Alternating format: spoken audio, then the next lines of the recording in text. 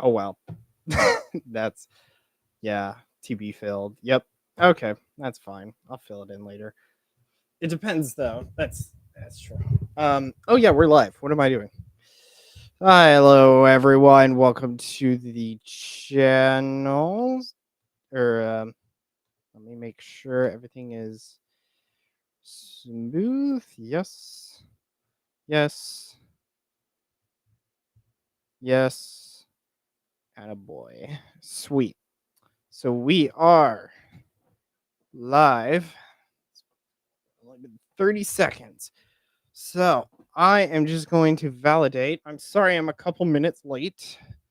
I'm getting everything formatted. Vivek, for some reason, turned out to be harder to review than Mace for whatever reason, even though Vivek has litany of things. It just, there's so much, it's hard to go through it all. I'll give it another minute, or I'm going to say a minute. Just give it a couple more seconds. Okay. But yeah, we should hopefully be doing a low from last week and somewhat of the TheologyMatters interesting takes. It just depends on time wise. We should be able to, though. So, okay. Just for me. Nice. That's interesting. I'd had to send it through. Oh well. Anyways. What are we doing tonight? So, before I do that, I guess I should do the intro. So, hello everyone, welcome to the channel. I am TheologyMatters. You can call me Eli, and for my people in District 6 of Oklahoma, I am The Anomaly. So, tonight we have on the chopping block, because last week I didn't get enough of a takedown, which is a lie. Vivek got spared a week by a woman. But yeah, Vivek Ramaswamy, we're going to be going through him briefly. I say brief, and I said that about Nancy Mace, and I talked about her for 2 hours. So, yeah, a little bit. Yeah, Zoomer state rep, if my people let me in. It just depends on if they let me. So, but yeah. But anyways, I think that's practically it of the show. I have something from last week to maybe talk about, but I didn't want to talk about it last week because it was what was it? It was like 11 or something. I was like, I'm tired. I want to go to bed. So hopefully that won't be the case tonight. I feel like Vivek is going to be a little bit easier purely because of the fact that I don't have 500 videos like I did with Mace. But yeah, so we're going to go straight into it. But before that, real quick, because of course, as a YouTuber, you have to do the thing. So please hit the subscribe button if you're on YouTube. There's Rumble, there's Twitter. Hit the follow. Twitch is also a follow. Hit that as well. Please give it a thumbs up. If you're going to give it a thumbs down, at least put a comment. At least tell me why. And yeah, later, if you have any questions or something, I've got chat open, so I see it. But it's weird. I have to do like this, and I can see it because my mic is in direct sight of it, but I can read it. It's just it's not. I think everyone gets the gist. So, anyways, let's see. What are we doing tonight? Right, Vivek is up on the chopping block tonight. So, but before that, real quick, because I chop up this video theoretically if I got my ass in gear. But we're gonna do a big original idea.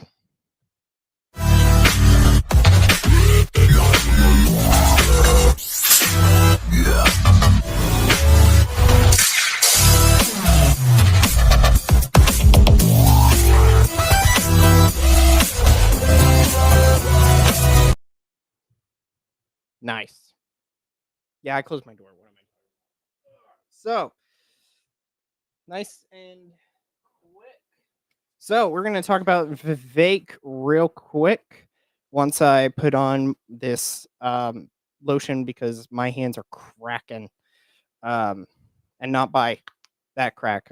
So, anyways, So what are we covering? Vivek is running for governor of Ohio. It's his home state. Although we're gonna go through maybe why that's not particularly correct, and yes, it's kind of a half truth to some degree.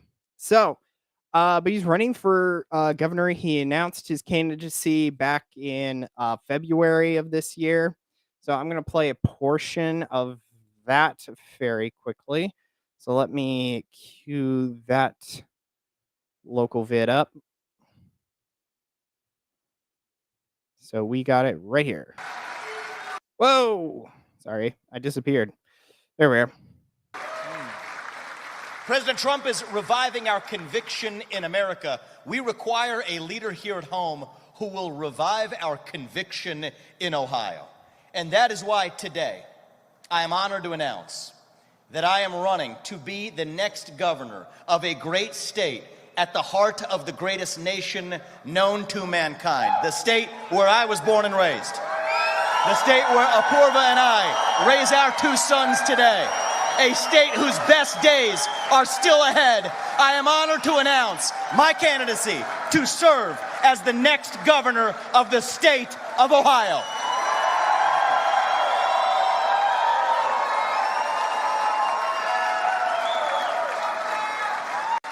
Okay, it's just a bunch of cheering, so we can skip that. So Vivek announced, this is February. That was February. This is August. Why it take me this long? Mainly because I really didn't care until I just saw him a bit. I forgot really what happened. There was something on Twitter I saw him doing, and I just had to be like, well, I guess he's up. Because last week it was Mace, because she announced like literally that week. So I thought I'll flip because, being a YouTuber, you kind of have to worry about the algorithm, which is kind of not what I also do. So, but yeah, Vivek ran. I don't need to look at that till 3. So Vivek is running for Ohio's governor. DeWine, the rhino that he is currently term limited, so he's not supposed to. He can't run in the next cycle. So before that, real quick though, I think I need to discuss Vivek. So who is Vivek, right? Because we talk about him a bit tonight. I think most people, if you're queuing in, you've seen this guy. This is from this campaign site. It's also in the thumbnail. It's just I edited it later. So Vivek is currently this is him. You may recognize him for the presidential candidacy or for the Republican Party. He went after Trump, which ironically enough, you may need to keep that in mind. So he's a 40-year-old, which again, as I said with Mace, what is it with these? Well, I guess he's technically a millennial, but he's barely on the cutoff. He's near it. I call anyone 40 and up a boomer, because there is a drastic difference between Gen Z and a lot of the older generations. But like, I don't understand why there's this weird movement of a bunch of old, like boomer or a little younger than that, like Gen Xers, showing up into politics out of like thin air. Like, where was this concern before? Like, and especially with Vivek, I'll go into it. But like, Vivek is just even the most hypocritical. Like, Mace at least was in the state house for. Oh wait, it was only 2 years. Never mind. She doesn't count. I forgot last week.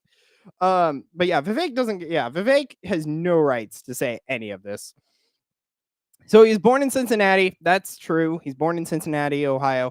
He was born from 2 Indian immigrants, evident by the brown skin.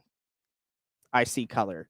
So, and that's been a thing that he's got thrown at quite a bit, because he came from immigrant parents. Like, his mother is a citizen, his dad isn't. Married, he has 2 kids from his wife, which is better than, I guess, Nancy Mace. Nancy Mace has 2 husbands and 2 kids, and he has 1 wife and 2 kids. I said that later. He is a Hindu, so he is a practicing Hindu. So there is none of this. There is no Christianity theoretically in his stuff. There is a video I have. way in the back of the queue, way back in the queue, where he'll talk about his faith, ish. But yeah, totally not a Christian, so that's yay, fulfilling a stereotype there. He's as I said, mentioning he's a failed presidential candidate. He went after Trump, which keep that in mind, because number 4 is going to be very cued into that. And then he was barely a former Doge employee, and I say barely because he quit the day after Trump's inauguration. So I don't know if a day you can say, if you work at a day at some place, can you really say that you were an employee, a former employee? You're not going to write that on your resume, right? Yeah, because he quit it sometime in January. It had to be the next day or so. Because I remember doing a video about that where people were saying, "Oh no, he's not actually kicked out," and then he wasn't kicked out; he just left. Which is going to be important later down the road. So now, I think another preliminary we need to do, as I did with Mace, what is governor? How do you be an Ohio governor? And I think I did this one other time during stream, but I can't believe Ohio's governor is this easy. The requirements are nothing. The requirements to be a state rep here in Oklahoma, it's I got to be 21. I've got to live in the district for, gosh, let me just look it up, honestly.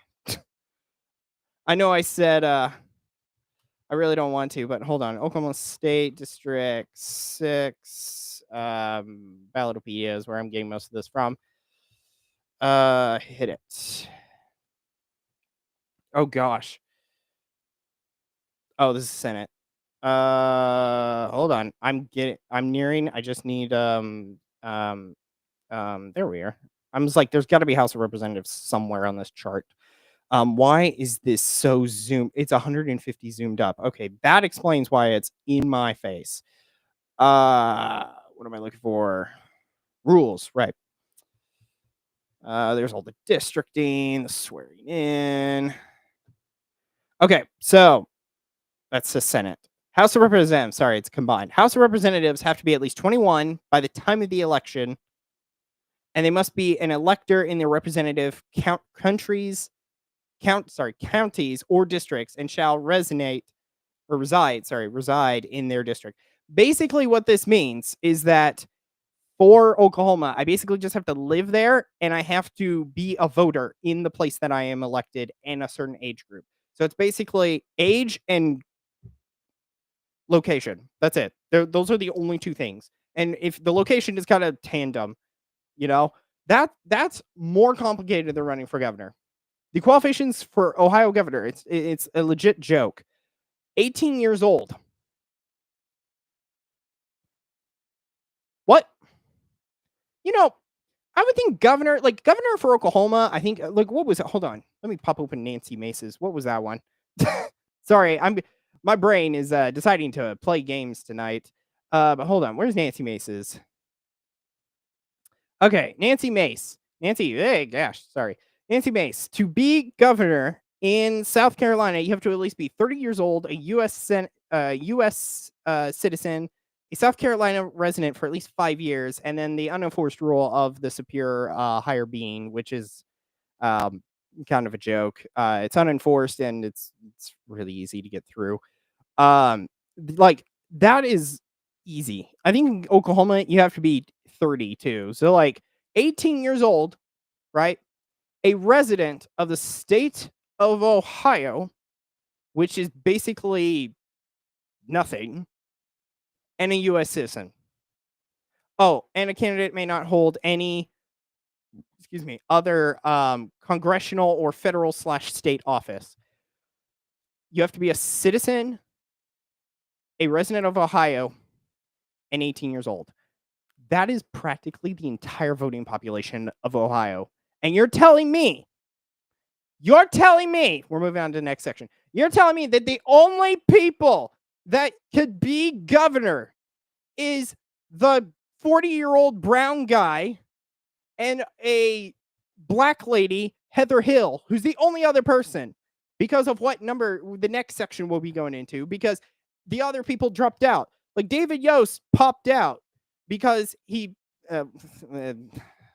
he was a pussy. Let's put it that way.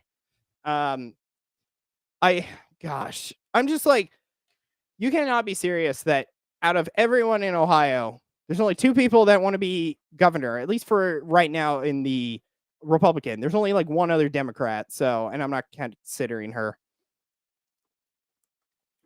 But you gotta be kidding me.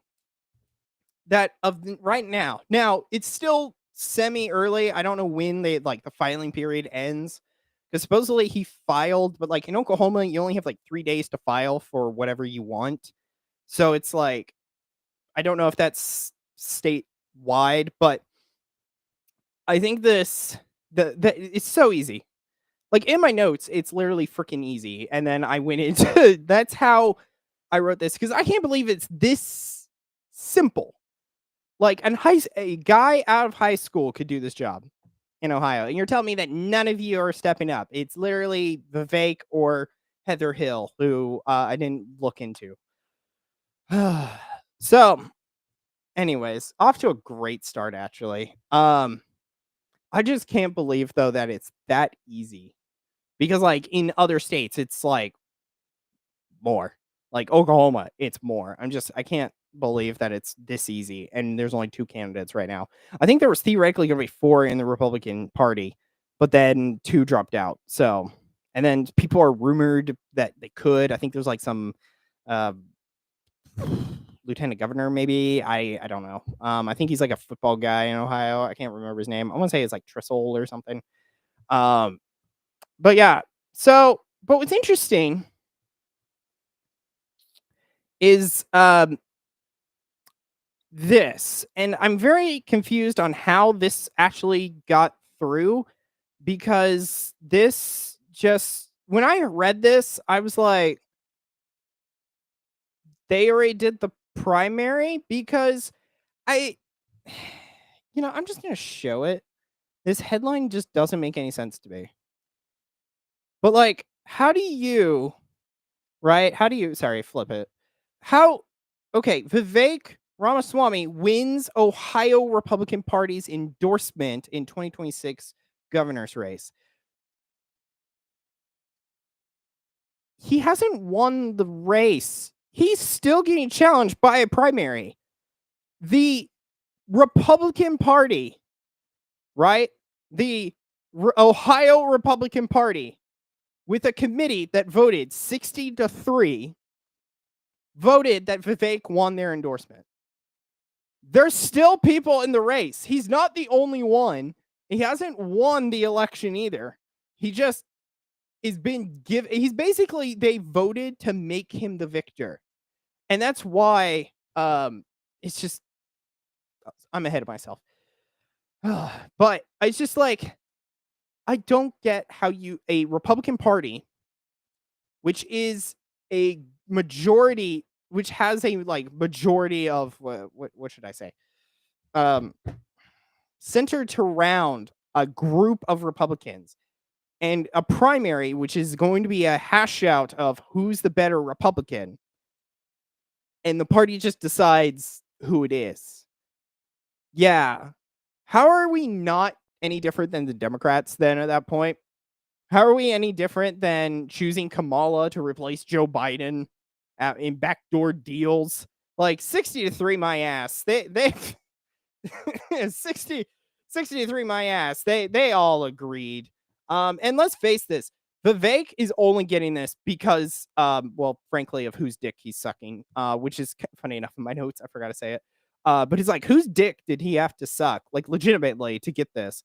Because I'll show this. This is from I think that article. Yeah, it's that article, AP. Let me pop it up so all of you can see.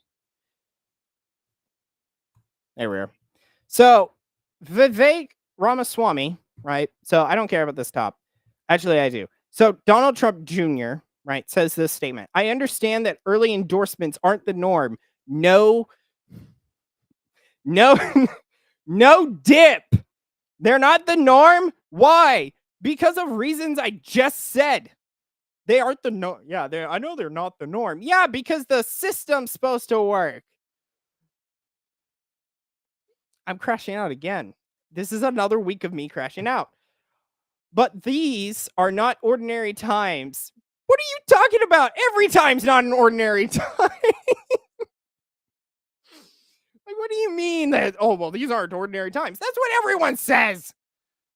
That's what dystopian people say all the times in the stories and be like, well, we'll do it better. Because we're more advanced in our stuff. Like, these aren't ordinary times. These are extraordinary circumstances. So that's why we need to drop a nuke on Nagasaki and everything else.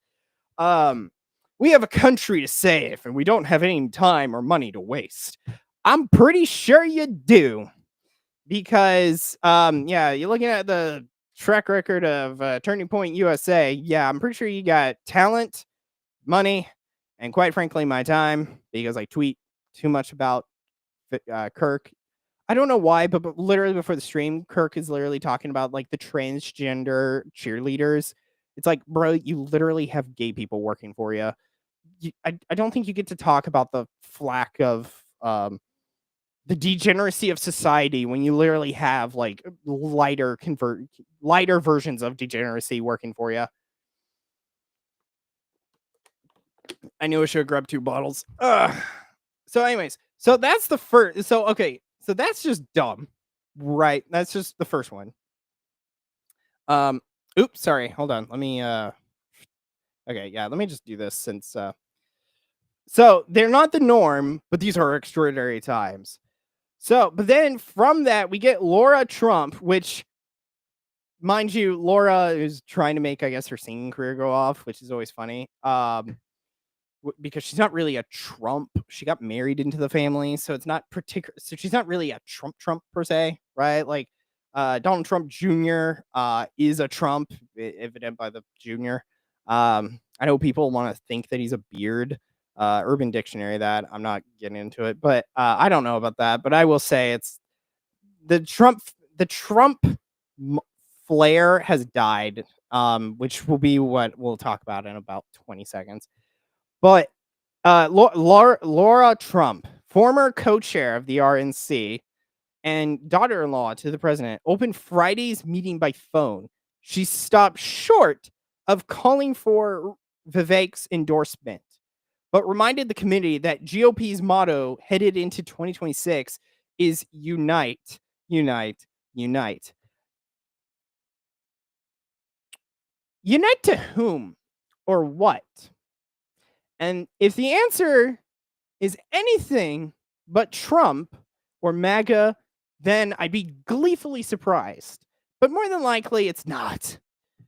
Because, let's face it, MAGA is concentrated on earning its power, but, they don't exactly have the policies to get that power. Because it's like a lot of them are just turning into populists at this point, and it's not even like there is nothing to really defend. But yeah, this is, I think, the funniest thing about it is because it's like, oh, we have to unite together. I'm pretty sure Heather Hill would have some disagreements. She like, that's a major middle finger to the process. Like, to say that Vivek is just going to be the chosen one, that's such a middle finger to all of the Republican Party in Ohio. Like, how, like, I feel sad for the Ohioans who are basically being tramped on because their party is basically telling them, like, vote for this guy because we've basically pseudo elected him already to be your representative. You know how sad that is that your own party thinks that you're idiotic, that it's like, well, he's the best guy. You know how sad that is?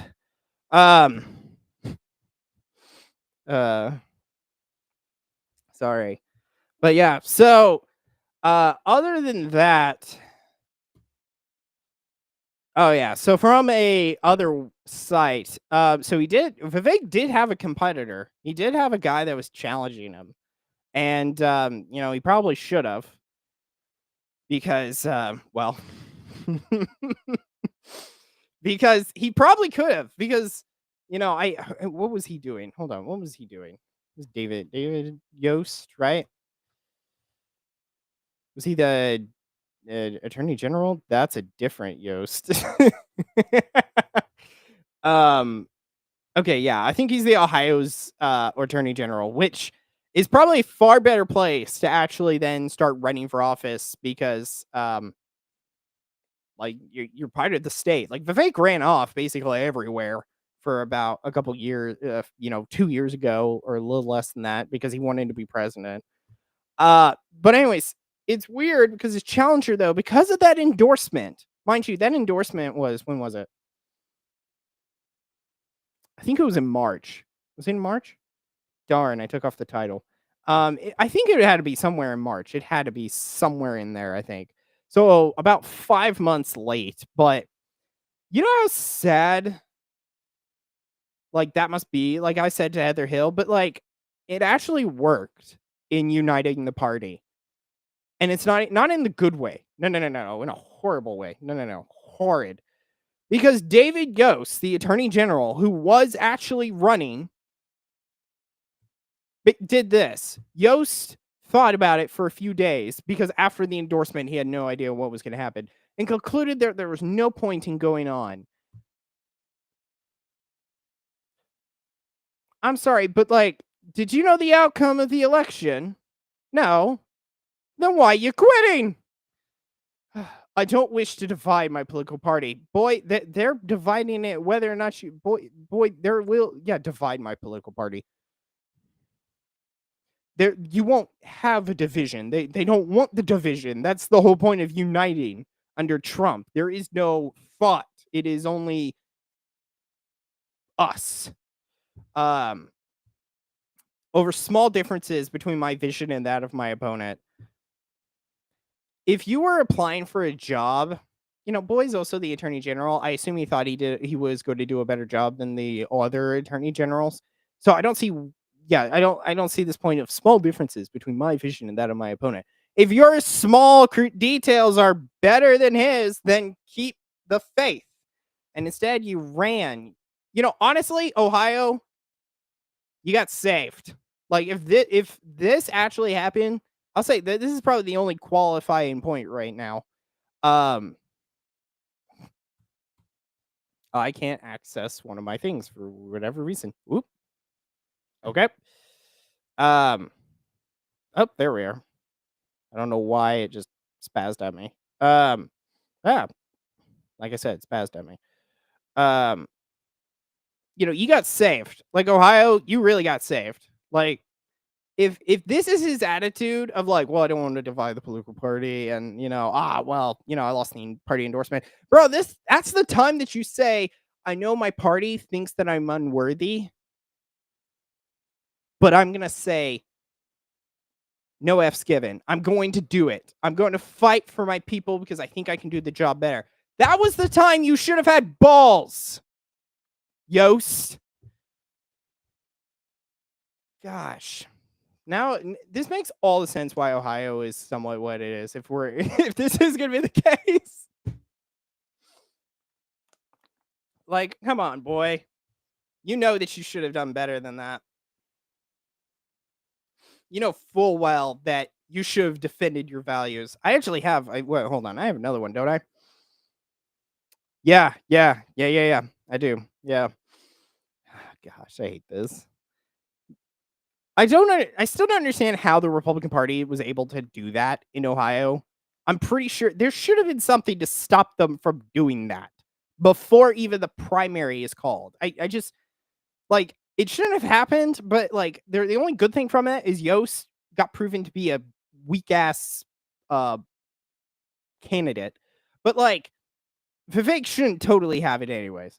But anyways, we see here even more. I think it's from the same article. Yost was the attorney general. Oh, he's 68. Gosh, why is he? I think he is a boomer. He might be Gen Z, but X. But gosh, he's older. That will explain some stuff. 4th term state holder. So he was going to be Vivek's rival. And basically is going to take a few days. Excuse me. It's just Yost, you should have stood your ground. Instead, you ran like a pussy. And that honestly that explains so much about you right then and there. And that's what's sad. You know, Yost, you could have had a chance. Like, I bet you if you run for attorney general, people are going to kick you out now. They should. If you were going to, like, there's a point of, like, I understand people will say, well, you know, there's a point of defeat, but he got an endorsement from the Republican Party. He wasn't dead. Theoretically, he could have, but if he stood his ground, that would have been ballsy enough that I feel like it would have overridden the endorsement. Because let's be honest, Vivek is riding on a train of MAGA.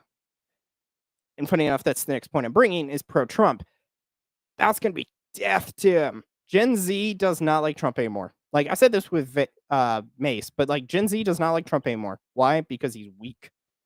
Because he's doing the IVF. He's doing, for crying out loud, the Epstein. Oh, yeah, the Epstein list came from it's a Democratic ploy. Bruh, we didn't listen to you when we were talking about the Russian hoax either.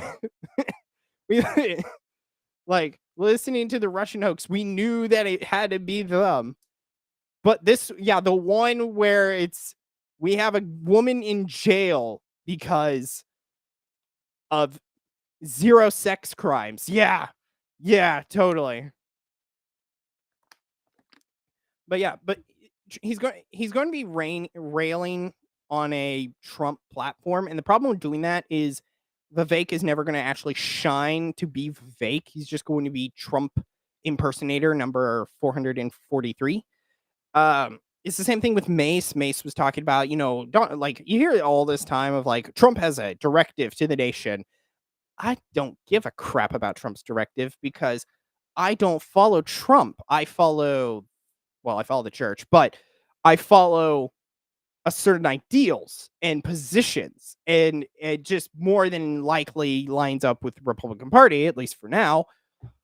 But it's like, don't give me this, like, you know, we got to unite upon Trump. Don't give me that, because let's face it, Trump is no better than probably like Hillary Clinton by now. I said a really controversial sentence. I did not realize that. But yeah, so fruit of the poisonous tree. Now, I will admit, I don't like Vivek. I don't like him. There's just something about him that every video I watch, there's just something that, like, something feels off. He feels fake. And even, like, because he's saying a lot of the parroted points from Trump, which, you know, is also the same thing. Like, I'm sorry, but could you get that hand out of your ass, boy? Although he is Indian, so, you know, for crying out loud, it may be up there. Now, but I have to ask though, like, why did he run? Like, he's obviously very connected to Trump, and my question is then, why didn't he stay connected to Trump? Because so I found out in 2022 he ran, or he was thinking at least about it, of running for Vance's seat. Now, Vance lost his seat, right, in 2024 because he became VP. Now, Vivek was also running for president in 2024 as well. So he was able to, like, get into the Republican Party somewhat because he was now president. He was saying a lot of things people wanted to hear, which is also another point with him. I think he was saying a lot of stuff that people wanted to hear, not things he actually believes, because I think, yes, even in the thumbnail, I think he's slimy. Why do I think he's slimy? Is because he says whatever he needs to say. He's like a bacteria. Is it bacteria? Isn't there some form of, like, thing where it's like it evolves like Darwin? Gosh, what is it? Is it bacteria? It could be bacteria. No, I don't want to call him bacteria though. But it's like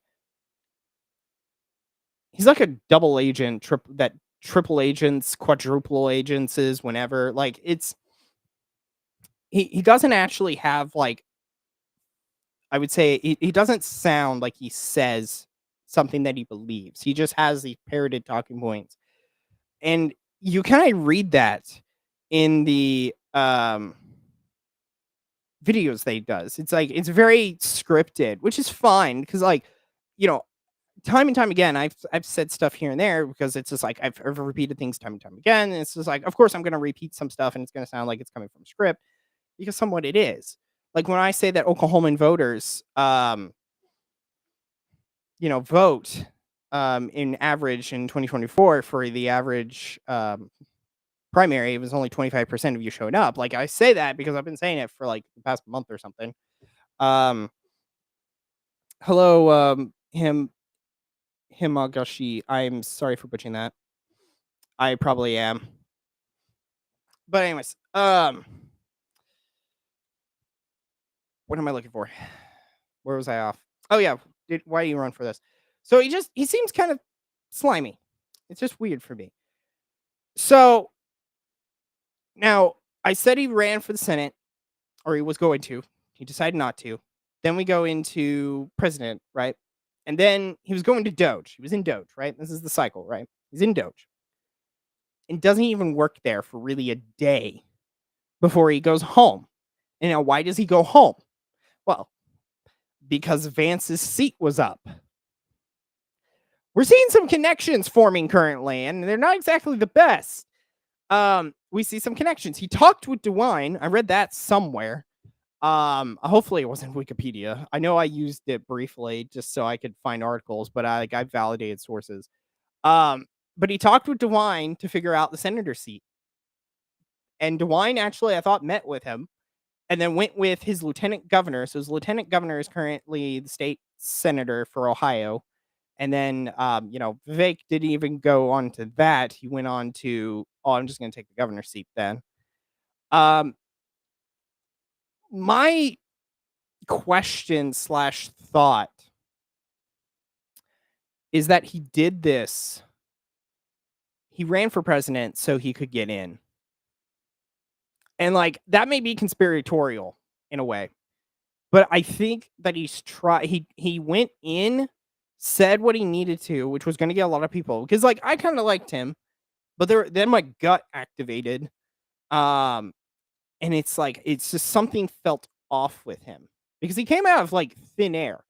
I remember because I wrote a few tweets going like, who is this guy? Because I've never heard his name before, because he was apolitical for decades, right? He hasn't, I don't think he's voted. I think that was a thing that he got flack for. Hello, Nikki. But yeah, what was he do? But yeah, so it's just, I think what happened is that he didn't run for the senator. He ran for president in the hopes that then he'd get connected. And then once he was connected, he left from Doge, hoping that he'd get the senator. Didn't. So then he immediately swapped, because like a month later, he announced his candidacy for governor. And that was in February of this year. I gave flack to the Oklahoman Attorney General currently, Getner Drummond, for doing the exact same thing. He noted in, what was it? Was it January? Could have been December. He did it like right after the election of 2024. And he was like, I'm going to be running for governor. It's like, we just had an election, bro. Chill. And I'm getting the same vibe off of Vivek. There's something about him that doesn't smell right. And that's not a racist joke about him being Indian. No. It's just, something just doesn't sit right. Like, my gut is activating. I could feel it. It's just when I hear him speak and talk, and there's gonna be some videos even that we've done now. It's just, I can't just, it's just not sitting right, you know? It's just, it's got a sour taste in my mouth. And that was not a joke of me drinking. But so that's at least what I'm going to say with the pro-Trump section, because I do think that he potentially ran. I didn't show this, did I? Yeah. So this came from the same article from was it this one? No, this one. It was like an NPR. It showed a little bit of the NPR. I wouldn't say it was NPR, but it was some WVXU. Almost immediately after being passed over for the senator, he decided his true ambition was to become governor of his native state, which I don't think he wanted to be governor. I think he wanted political power. That's where, and that may be posing a problem, because there's a point of, I want political power to do good,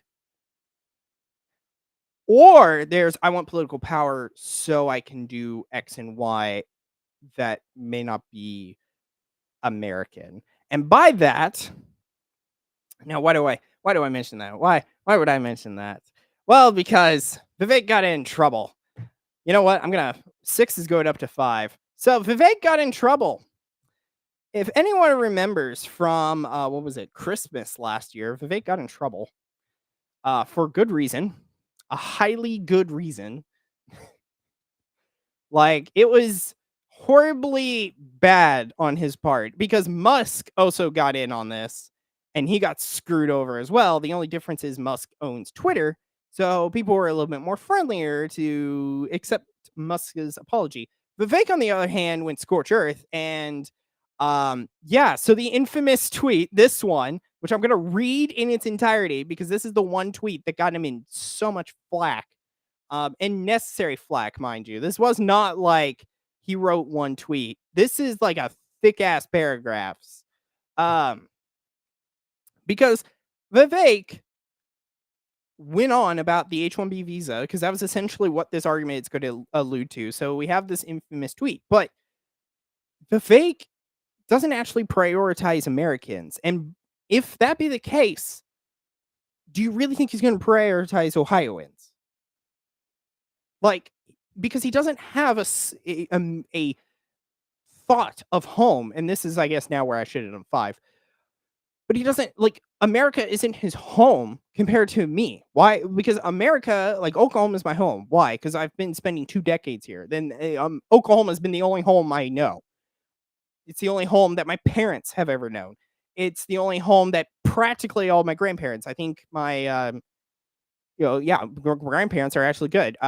Oklahoma may not, but America at least. My grandfathers have fought in World War II and Vietnam.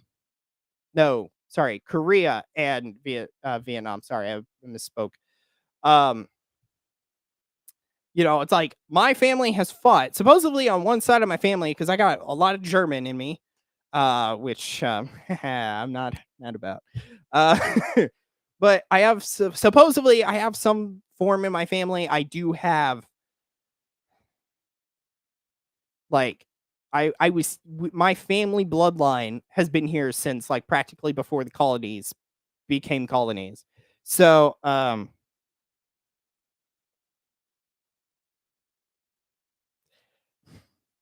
yeah, I'm not doing the pros no. Sorry, I just read a chat. Yeah, I know. Those are illegal. I'm pretty sure. Gross precedent and then a bunch of words just to get around being a bot. That is illegal because it's against the terms and service. I would know because I researched it because for some reason there's always someone on Rumble that messages and says you should get this bot viewing thing. So anyways, and if you're not a bot, then you can totally write something. But if you're legit, then well, whoopsie. But yeah, let's read this tweet though. Let's read this tweet, right? This infamous tweet that got him in so much trouble because, and I'm going to say this, I'm going to phrase this first. I am a nerd, right? And not because of the Yu-Gi-Oh cards in the back. No. I'm a nerd because I enjoy doing, okay, yes, that is the case. I'm a nerd because of that. I'm a nerd because I like apologetics. I'm a nerd because I like applying my brain to stuff. Evident by also the fact that I've got 2 degrees in engineering. Of course, I like ideas. I like things. I like interacting with that stuff. People working on it. And the reason I have to say that is because if I said I hate people and then I run for office, but like I don't hate people. It's just like given the choice over, I'm very introverted more or less, which is interesting because I'm not here and there. But anyways, so let's start with the infamous tweet. You know what I should have done? I should have grabbed some Indian music, played it over this. Would have been funnier. But see, this is where my brain goes occasionally, and sometimes it's going to end me. So let's read this tweet. The reason top tech companies often hire foreign-born and first-generation engineers over native Americans isn't because of innate American IQ deficiency, a lazy and wrong explanation. A key part of it comes down to the C word, being a cunt. No, culture. Tough questions demand tough answers. And if we're really serious about fixing the problem, we have to confront the truth. He's Brown. Our American culture has venerated mediocrity over excellence for way too long, at least since the 90s, and much longer. That doesn't start in college, it starts young. A culture that celebrates the prom queen over the math Olympian.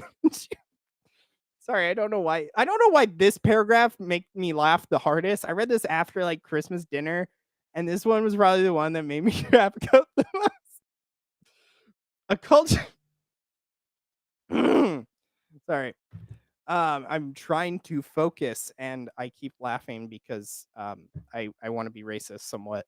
So, not in a bad way, just in a normal way, in a comedian way, because you kind of have to. A culture that celebrates the prom queen over the math Olympian champion or the jock over the valedictorian will not produce the best engineers. Does everyone have to be an engineer, bro?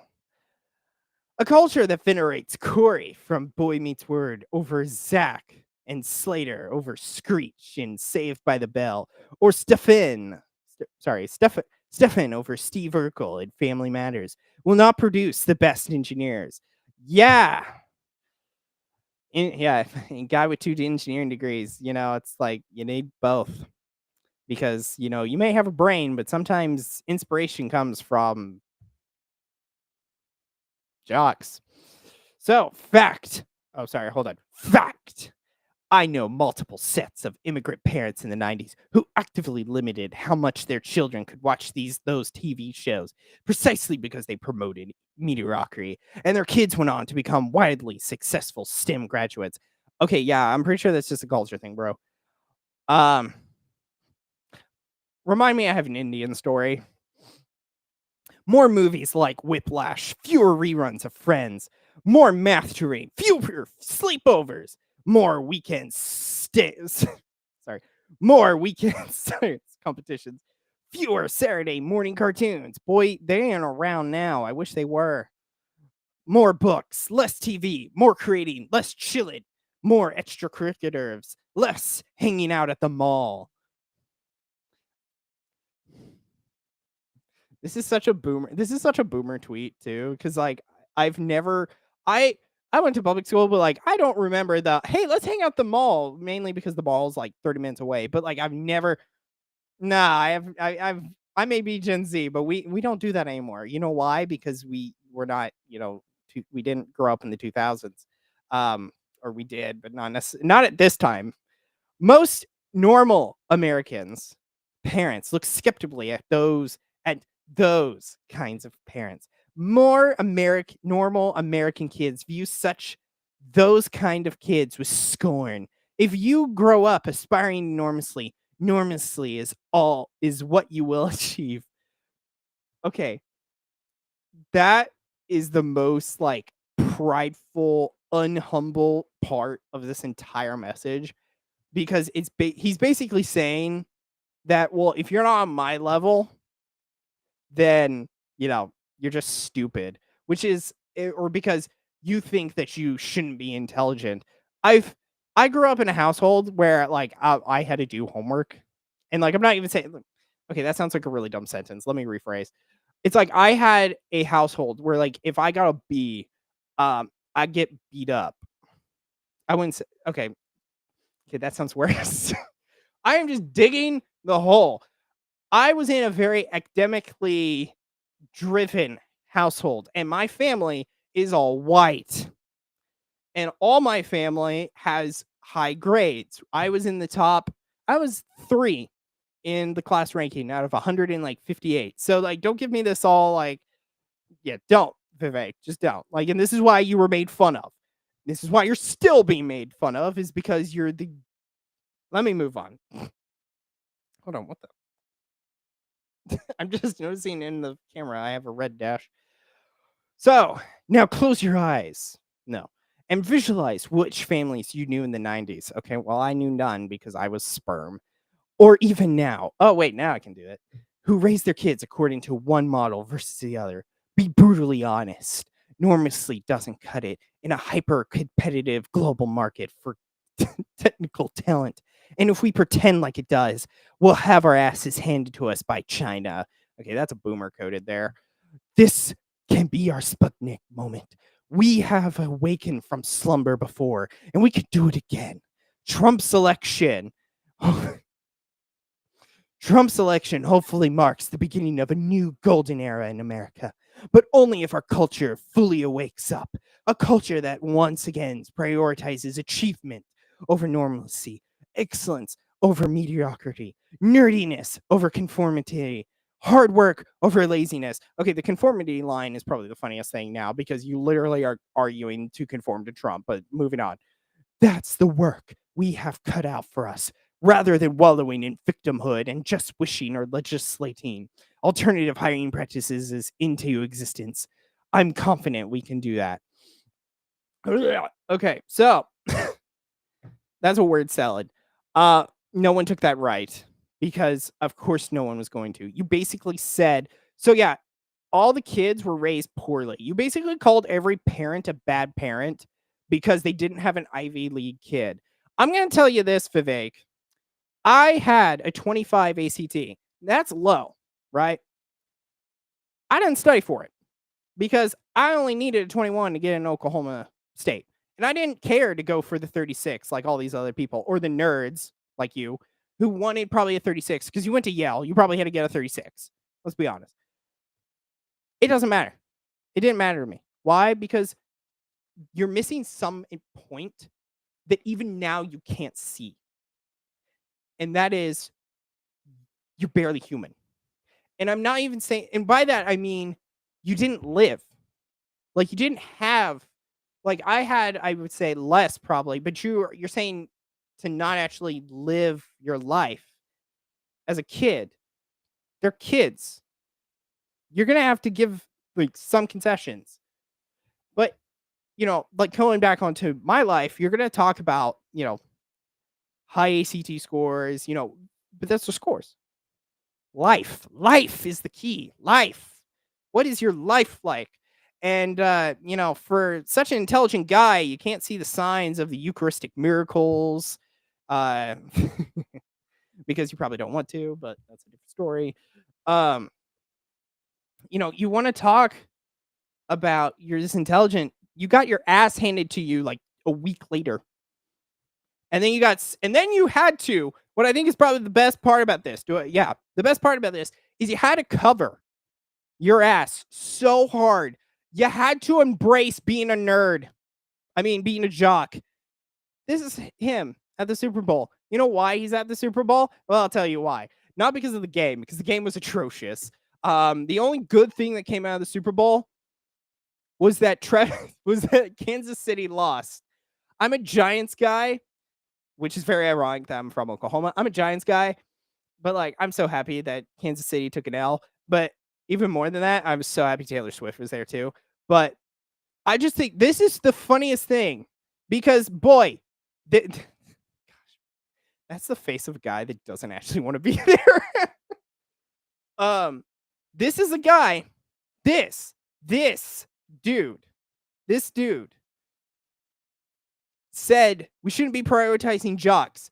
Boy, you do realize the entire team is basically creation of jocks. And he covered his ass so hard because he couldn't like do anything else. He had to walk it back.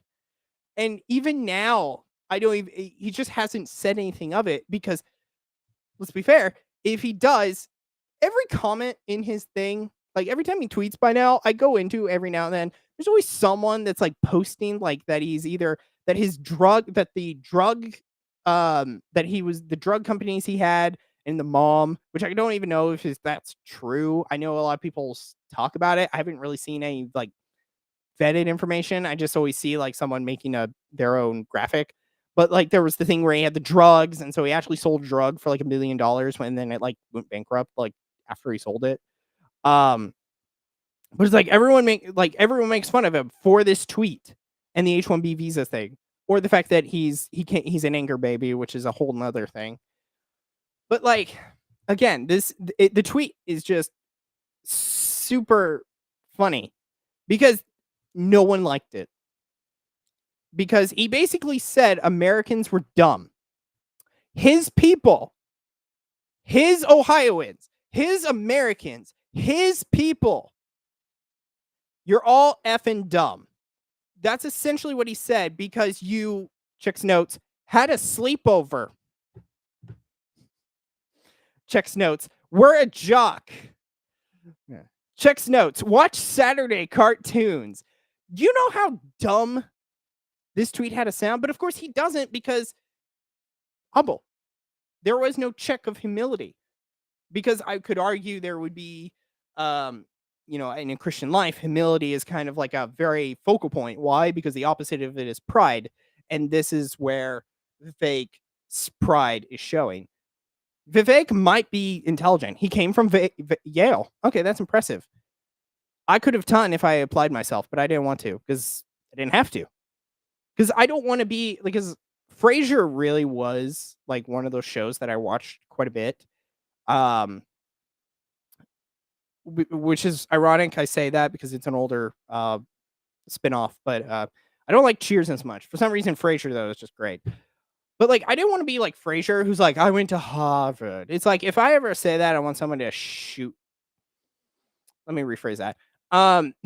Because that will be in a court proceeding. If I start acting that way, I hope my brother checks my ass so hard that I gotta poop through a colostomy bag. Like if I ever act that way, I hope somebody beats my ass senseless because I don't want to be this. And if I do, my brother will check my ass so much and I'd be so grateful. It's gonna hurt like hell, but at least I'd be happy. Because I went to like Vivek.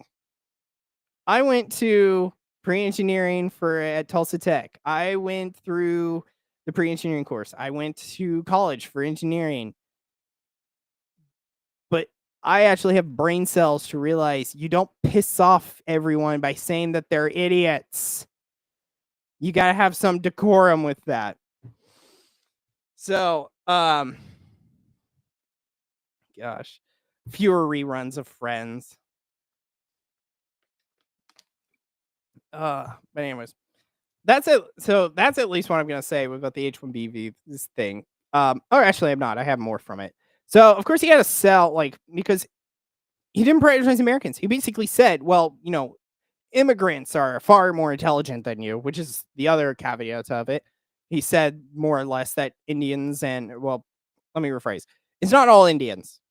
Supposedly, I think the number is like 60, 70% go to India.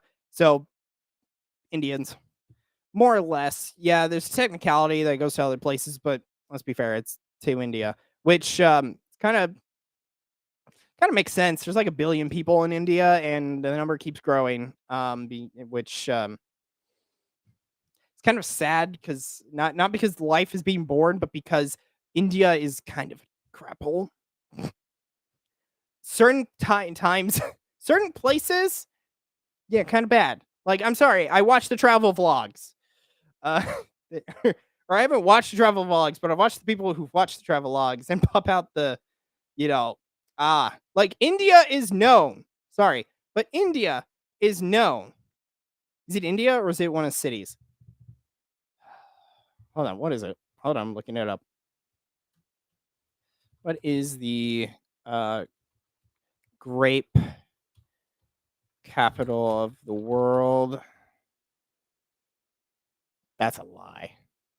It's not the Republic of the Congo. Come on, boy. Did that get new?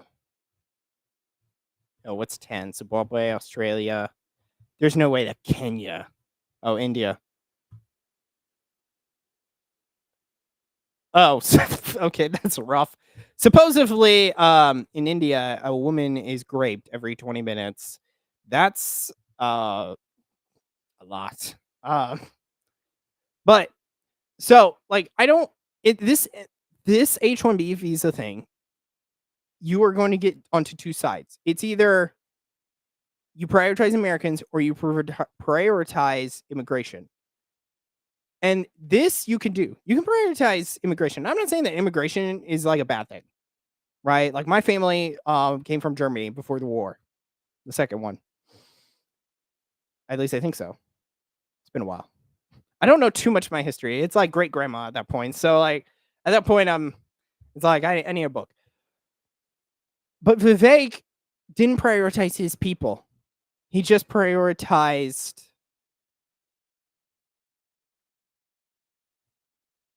growth. He prioritized the money. And what the thing is money sometimes isn't enough. And that's something that Vivek isn't going to realize until he loses, hopefully, in whenever. Because Ohio, he basically thinks that some of y'all are stupid, one, because you don't have what he has. You're not intelligent enough for him. You're just a bunch of plebes. And then on top of that, he wants to replace your jobs with people that aren't Americans and then bring them over, right? Because we take a look at here. This is, from July. Microsoft has laid off 9,000 Americans, but yet they're trying to bring them all back as H-1B visas. And of course, this is, what's his name? Pregnant boy. What's his name? George Clooney's not it. Crap. What's his name? Bill Gates. There we are. The pregnant man emoji was in my head for like 20 seconds. I just couldn't figure out. So, whoops. So, like, that's where Vivek is going to be off. Is that he basically told everyone then. Like, and that was Christmas, right? That was Christmas. So this is, he could have got checked, and he did. But I don't think he said it. And even when he did, I have a video, actually. I meant to start with that. Dang it. This is why I say I really need to quit doing, like, last-minute grabs, because I start forgetting things.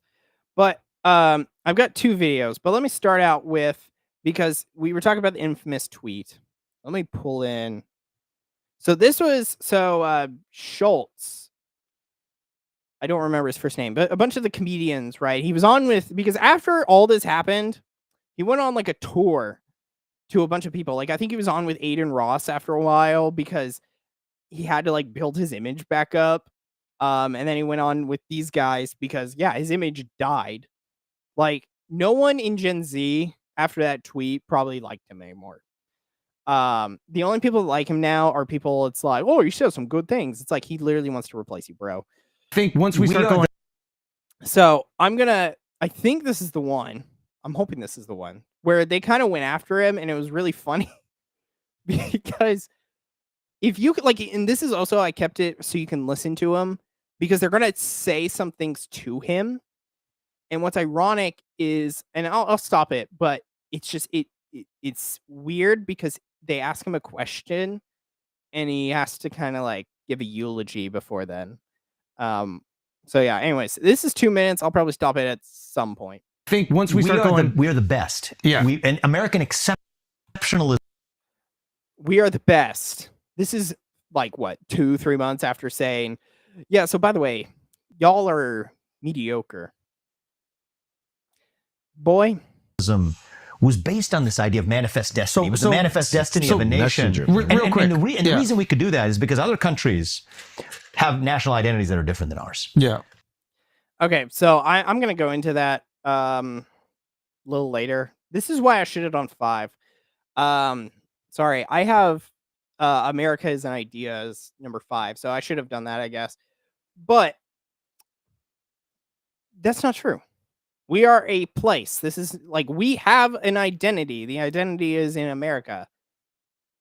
And it is a place like every other place. It has its stuff. Like England has the Magna Carta. That doesn't mean that somehow the Magna Carta is some ideal to now have. Like, America has a Bill of Rights, which is rare. Why? Because it's the only one. Gosh, making me crash out again. But like, I don't agree with the sentiment. And I don't think anyone else agrees with the sentiment that somehow America is just a land with a bunch of ideals. No. We are a land of people.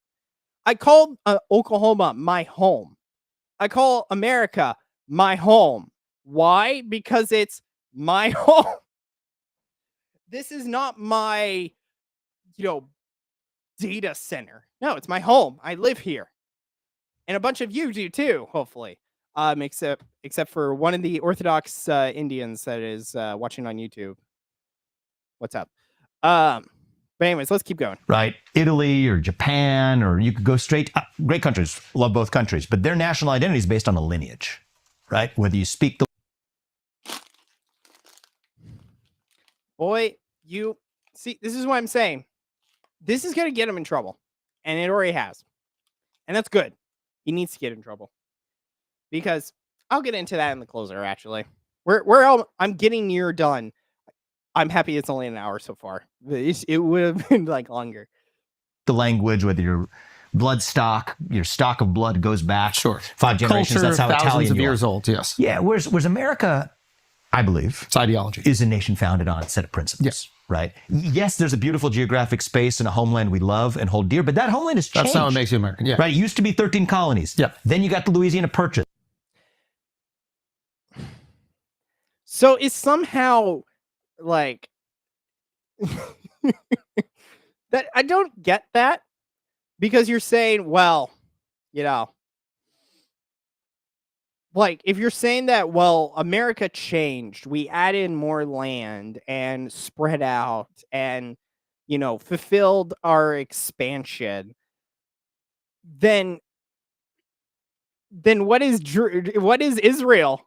Israel's claiming land. Are you going to say that Russia is somehow different, or Ukraine? It's all an ideology because the land somehow has changed. Like Yugoslavia used to be a thing, and now it's like a bunch of Eastern European countries that I can't remember off the top of my head.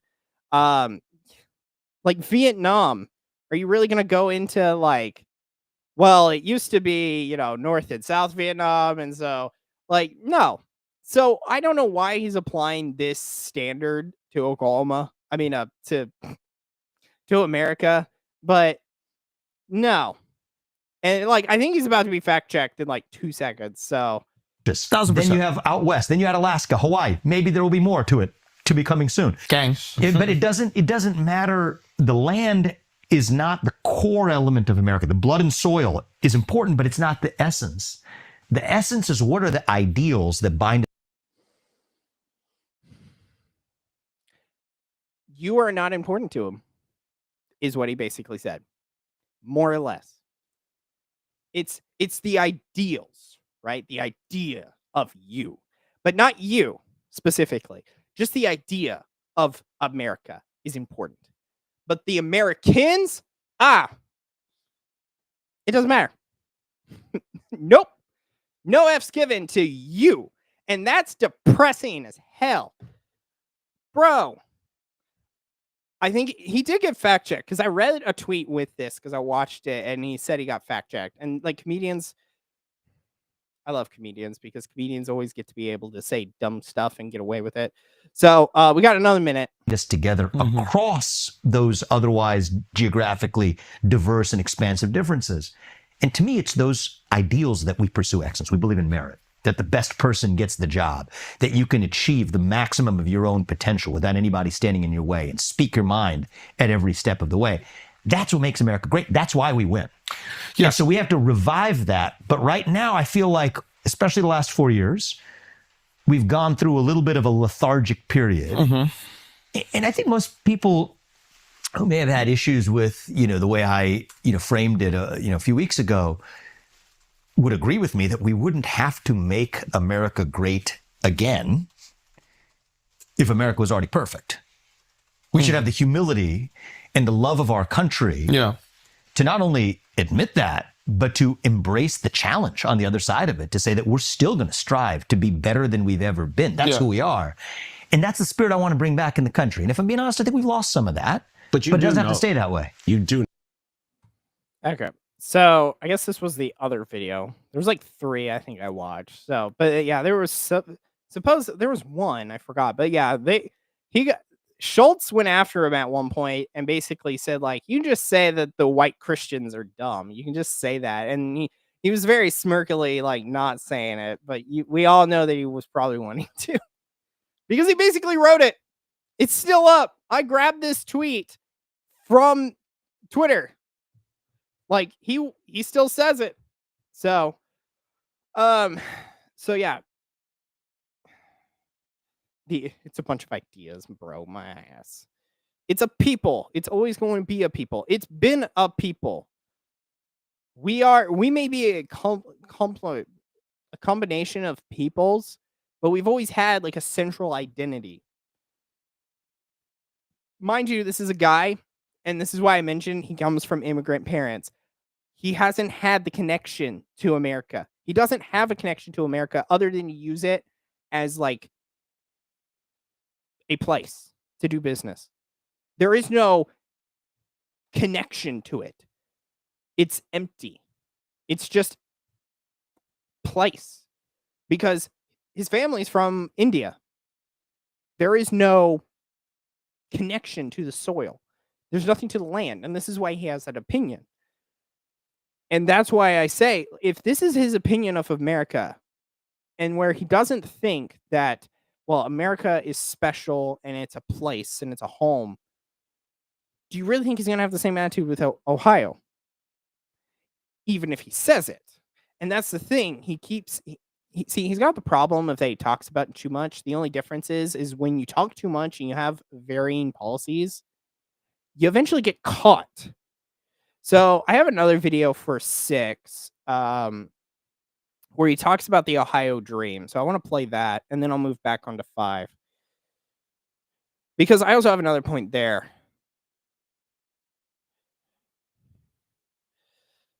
So let's look. Oh gosh, that is super low. I don't know why this video, I could hear it on YouTube perfectly, but for some reason online is just abysmal for whatever reason. So I'm actually going to, hold on. Okay, I raised the volume up on the video, so. To follow a little different path than I did. I want them to achieve the same American dream that I did. It's not all about money, but about purpose and meaning and living a life of dignity. To do it not by pursuing that in New York City or some other place. Okay, let me zoom that up a little bit more. I'm literally... Chat is up, yes. The known dark Senate, yeah. I can read the chat. I'm just I'm mission focused more or less. No, I'm from Oklahoma, not Ohio. I don't play D&D. So I think hopefully everyone can hear this again. Let me try it. Let me change a little bit of it again. I feel like I'm just gonna have to admit defeat. But to do it right here in the state of Ohio, because that's where the best opportunities are actually available to them. And that's why I'm in this race to be a governor, to revive what we think of as the American dream. I'll call it the Ohio dream, right here in the state of Ohio. So if it's somewhat unheard from your end, he's talking about the Ohio dream, which is going to be like a variation of the American dream. We only have a minute. I'm probably not going to subject myself to this for that long, though. A state where if you work hard, you play by the rules, you get to have a good life and dream for an even better life for your kids. So this is really where I wanted to get. I downloaded the full video, but this is primarily what I wanted. So he basically said, I'll rewind it just so I can refresh it. I'll call it the Ohio dream, right here in the state of Ohio. A state where if you work hard, you play by the rules, you get to have a good life and dream for an even better life for your kids. A state where we have great paying jobs available right here. Okay, so frick, did I forget again? Wow, I have a major issue with that. But he was talking about, you have a right to, raise your family here in the place. A state where if you work hard, you play by the rules, you get to have a good life and dream for an even better life. Oop, there we are. Well, he's saying like, well, if you play everything right, you do this right, and you'll be able to have your good life. But that's assuming that you can get the job, because this is H-1B visa guy, right? Do you really think that he's going to, like, yes, he didn't like it because if you read his responses of the H-1B visa, he didn't like it because it created servitude, indentured servitude, because it basically requires you to like fulfill certain things, and like you get paid less than a normal person because companies don't want to pay for John Doe from America, but paying Raj from India, well, half the pay, you can get 2 Rajas for 1. But he wants to talk about good family. If he keeps the H-1B visa thing, which is what he basically admitted to, as I said in the tweet, because he pretty much defended that. Him and Elon were pretty iron-willed on that. If he wants to talk about making Ohio better and for you, his people. Again, he's saying this after basically saying that, well, you're not really a people that I should be concerned about. And that's just a sad representation then. Like, you're going to defend a people, but he's because I say I'm representing a people. He's representing ideals. And that's depressing because he doesn't because you're not important to him other than a comment or an opinion. And I would rather see you as a person because you are of my rep. I am your servant, more or less. And now it's, it doesn't matter. Excuse me. So I don't think there's anything else. Hold on. Your kids. A state where we have great paying jobs available right. There we are. The great paying jobs, unless it gets replaced by Raj from India. Here, because we have an economic boom that lifts up not just the people at the top, not just people like me who have been entrepreneurs, have been successful. I love doesn't elevate the people at the top. Bro, you literally had to get Donald Trump's dick and suck him off to get your endorsement. And then Ohio's rep, you also had to get one. Don't give me this. Don't give me this. Don't give me this. I'm for you. Bro, you literally have all the like high up people in your corner because you've just been that loyal. And because of that loyalty, you somehow owed your place. And that's just off. I really don't want to keep this up. Hold on. I'm going to move it. Degrees, which is my path to the American dream, but also for every young man and young woman, every son and daughter of our state who wants to be a welder or a mechanic or a carpenter or an electrician or a machine operator or a plumber or a pipe fitter, to also live that same American dream without any man or system or government or bureaucracy standing in their way. Except the H-1B visas. I know I keep saying it, but like, bro literally was like laundering that for a good long while. But yeah, the known dark Senate.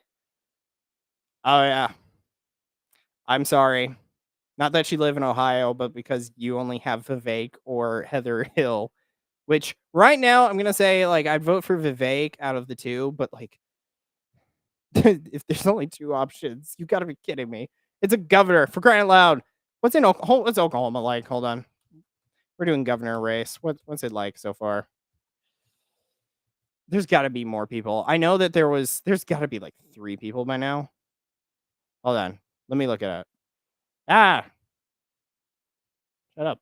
I know I've got an ad blocker. So we got Attorney General. We knew that.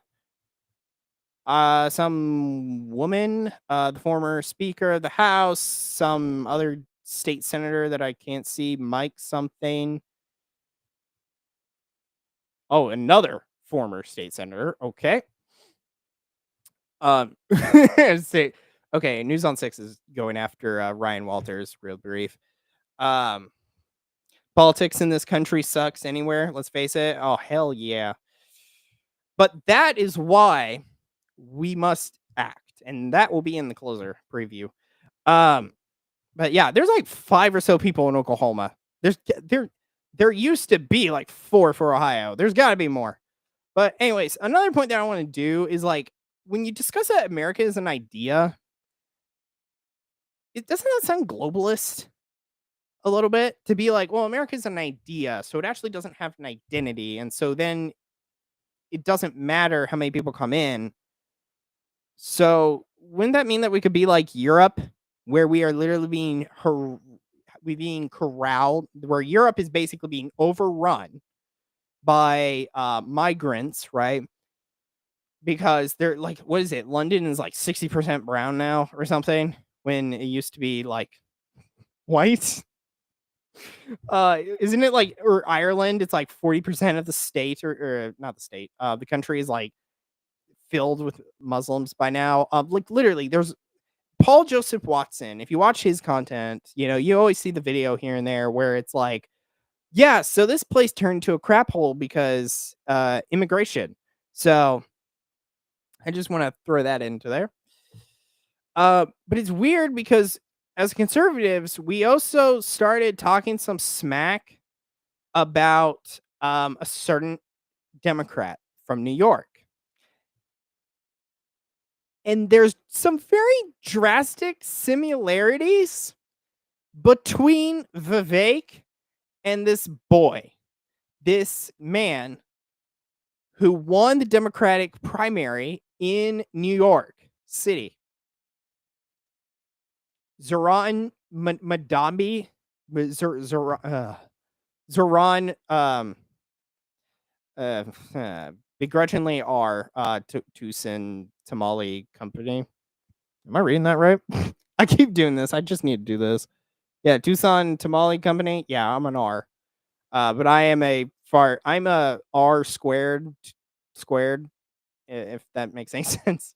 I'm not sure average Republican. I'm a conservative, and I mean that like real conservative, because I'm also Catholic, so that kind of, yeah, I assume it was something more or less like that. Tucson, Arizona. But anyways, what was that? Oh, Madami. So Zoran Madami, right? Man came from hold on, I am not showing my oh, you're an independent? That's cool. Like, I'm probably an independent based on my leanings, because I think, because I have a brain. Yeah, I didn't even realize that I think is actually a kind of bit of the issue there. I also follow church teaching, but that's also another thing. But we have Vivek Ramaswamy doing this. Or we have this stuff, right? Because he posted this thing, moved to Ohio, but flee New York. These two guys, hold on, let me frame this right. These two guys share the same story. We have, sorry. We've got Vivek right over here. Vivek, who's, yeah, of course, I don't know why. I did it in the thumbnail. What am I talking about? I did it in the thumbnail. I was about to talk about, like, why is he pit colored and he's not?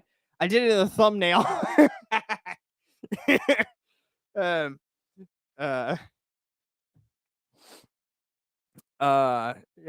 that's funny. Yeah, why do I I do the same thing? But so we go into whatchamacallit, or we're talking about him, right? Like, all the conservatives, we're talking about Zoran over here, or Zaro. I'm gonna call him Z because I can't say his name to save my life. So let's look at Z. Z is well, he's a naturalized citizen. He came from Uganda, so that's an African country. He was naturalized, so he wasn't born here. Now, Vivek was born here, but his parents weren't. Neither was Z's. And they both are advocating that America should fundamentally change. Why? Why should they care about America? And that's because America is nothing more than a place to do business. And that's a sad reality. Because a lot of conservatives were bashing on Zoran, but you can't really do that when some of our own party that you've also endorsed, looking at you, Kirk, has literally done the same thing. And I understand this guy. Some people don't like. I think he was right on this, though. I do think that if we're going to talk about Zoran being a foreigner and how he can't eat food because he doesn't eat with utensils, he eats with his hands, you're going to have to talk about Vivek too, and the fact that he literally was in a studio one time without his shoes on. Ushra, we're going to we're getting north right now. But like Vance, yeah, probably being the tech bro is not a good look for him anymore. So,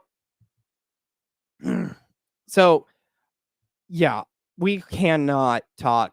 So Vivek can't really talk about, or I guess this is reinforcement of what I was talking about earlier about the H-1B visa and how he doesn't actually prioritize Ohio. He prioritizes more or less business, because what is profitable for Ohio is what he'll do. And that's with a lot of businesses. The businesses take on the H-1B visas because they can get the work that they need at a lower cost. And thus they can increase the profit margins, which is essentially what Vivek is getting on. But it's like, they're the same candidates, more or less. One may say that he's a Republican, but again, that kind of like, I trust, it's so funny. I say this here and there occasionally, but it's like, I trust Z over here to be the biggest Democrat and socialist. I trust him that, like, if I do this, I know what he's going to do that. Why? Because he's the socialist dude who, like, wants to do this and that, get those grocery stores, right?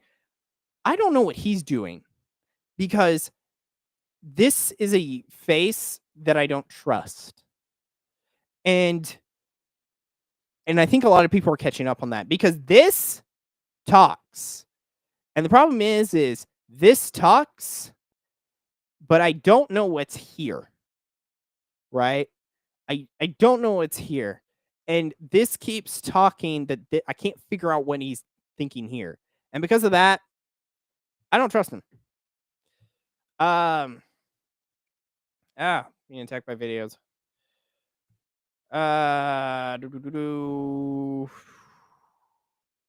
Oh, other opinions. So we're moving on to that.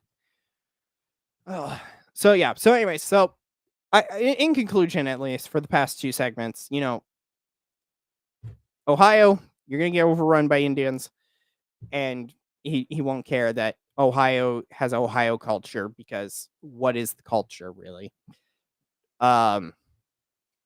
Now, other opinions that I have. So one of the, is this a bro moment? No, it is bro. Why do I am doing E? Why is E up? Oh, because I don't have anything. Sorry, I'm reading my notes again. Whoops. Okay, yeah. So that's the case. I have a vid. Okay, so I need to keep it up. So, sorry, I'm way ahead. I don't need to show something. So, other opinions, abortion, I found that he's good, but he sucks as well. He's a states' rights guy, which is, so he doesn't have an opinion. That's more or less what he's arguing. He supported a 6-week ban, but with exceptions, which are not anything. If you actually go through the stuff that everyone has written, the exceptions are not necessary. The only people who say that are people that are not versed on this, but you know, of course, being a Hindu, he doesn't necessarily have the same conviction for human life, except for a cow's life. And yeah, that is a racist joke. But yeah, but the states' right issue is just, that tells you everything that you need to know about him on abortion. Because he can't have an opinion on it, which you cannot not have an opinion. I think I did that right, but let me rephrase. You can't be independent on the pro-life issue. You cannot. It's either being pro-life or pro-choice. If you're gonna say, well, it's states' rights, then I'm gonna ask you, well, in your state, what do you think it should be?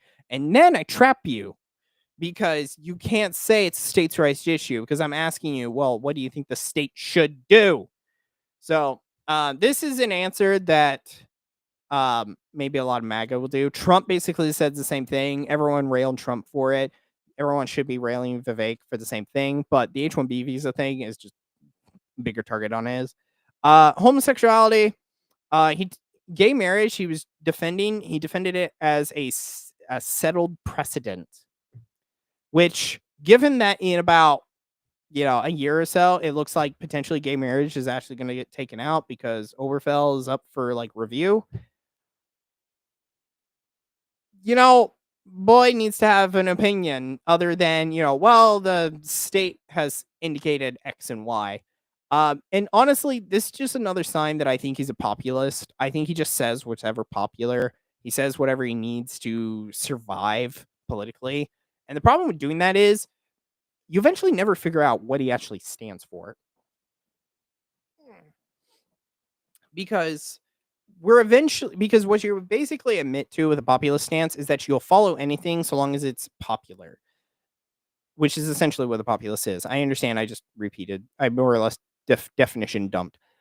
But if you don't actually have a belief in anything, then you're going to believe everything. And so Vivek, do you really want a guy that can't figure out if two gay guys kissing and having I was gonna say sex, but it's not really sex because you gotta have a woman for that. But again, this is just a sign of the populace. It's the same thing with abortion. Leave it up to states' rights. That's essentially a populist stance at this point too.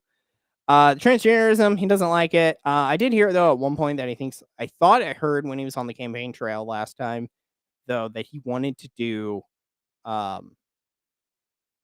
that doing it for kids was bad, which is awesome. It should be, but it should be for adults. And I think that's where he stopped because even with Trump, it's always for some reason in the Republican Party, it's about the kids. It's not. That's like half of the battle, bro. That it's not what it's supposed to be. It's not just the fact that, well, you're young and you shouldn't be chopping off your thing. It's you're a man, whether or not you like it or not. Don't try to be a woman in any stage of your life because you currently have an XY and you got a stick and balls.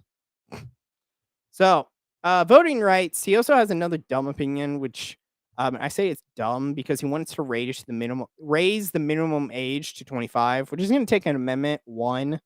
And you're basically then arguing that because I'm almost 24, I'd have to lose my vote. And bruh, Gen Z is probably some of the most intelligent generation to pop out in the past year because it's either we're simultaneously to quote Majoran, we're simultaneously the gayest and the most based and gayest generation. We are on one side or the other. There is no in between. But raising the age to 25, I don't know why he wants to do that other than because you're not intelligent enough. And this is coming from the guy that literally just said the H-1B visa thing. Again, the entire tweet of saying, well, you're dumb because, you don't have intelligence enough to do this. If that be the case, bro, then no one should be voting. And then we're arguing about creating a monarchy or something. But honestly, the thing that I say, if people want to talk about raising the minimum age, because I don't like age limits either, because it's just an excuse for voters to be lazy to ensure that their constituents just get term limited out. So if they're bad and doesn't matter, they'll just be out in, 4 years or something. You can do a lot of crap in 4 years.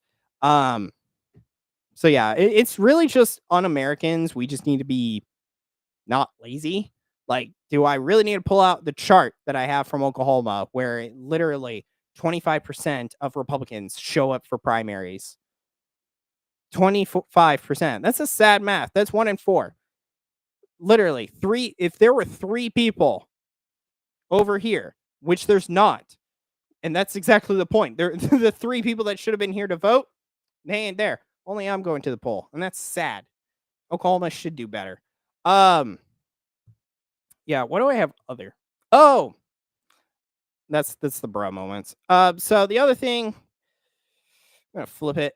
So he wants to appeal to all voters, which is going to end into a problem. Again, this is where the populist stance is going to come up.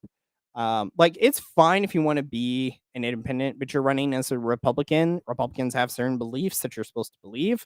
It's kind of like being Catholic. It's like you can't not be pro-life. But if you're going to appeal to all voters, what's eventually going to happen is you don't actually have a position on anything because all voters disagree in some manner. of stuff. So he's going to have an uphill battle there. And then really the only other thing I have is the fact that Vivek is trying too hard. Evident by the fact that he wore this, I think, on the campaign trail for what was it? I want to say it was for his presidential, which this is a face of a man that lost. So I think that might be it. Hold on. Oh no, I got the closer. Yippee-ki-yay. So yeah, so review wise, Vivek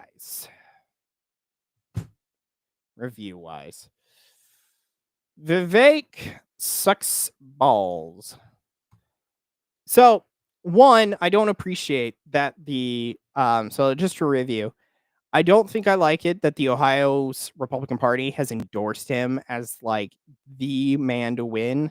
I don't think that should have happened. And then the fact that Vivek maybe endorsed it too, like he kept it. You could also argue that he should have been like, no, we let the system play out. But that's just a thought I thought of 10 seconds ago. But, getting that endorsement, the endorsement for basically the party that's going to say, congrats, you're going to be our nominee for governor. It's just, that's sus because he basically, his loyalty to Trump is paying off. And the problem with a loyalty to Trump is that it should be a loyalty to Ohio. And I'm just not seeing that right now. And I don't hear anything of him to actually he believes X and Y, because it seems like at some point he's saying something kind of backwalking or is a populist stance, and a populist is not a great stance to have. So he's got hit for the H-1B visa thing. Yeah, if you don't like America, you could leave. Go where your parents are. You have your millions, go elsewhere if that's the case. If you don't like America, which you do, but you don't see it as a people, and that's a problem that I think is going to needing to get fact checked, or a reality check thrown at you, and talking that to Vivek. I think it's a little sus that he ran for president, and then he was going to work for Doge, and then he was potentially going to be taking this Ohio senator seat, and then he didn't, and so then he started running for governor. Kind of as a guy, kind of like a chicken with his head cut off. He doesn't have it was just give me a politics job, and something's just iffy about that. And then other than that, there's a few things that I think he's just weird on. But the main thing I think would say is that I feel there's something wrong with him. I feel like the some of the populist stance, but it's like I just don't feel like he's actually being truthful. There's just something about him that's just tipping me off that I need to be careful around him. I feel like he's trying too hard to be someone that he's not. And it's just, I feel that. And I know I'm not the only one. So it's like, I'm getting somewhat validated, but I know I'm not the only one to feel something about his character. And it's not vibing, it sounds weird, but yeah, but I wouldn't vote for him. It would be begrudgingly yes. Like I'd vote in the primary for him so far because I don't even know where Heather Hills stands on anything. She's a black woman, and the woman will probably be enough. Excuse me.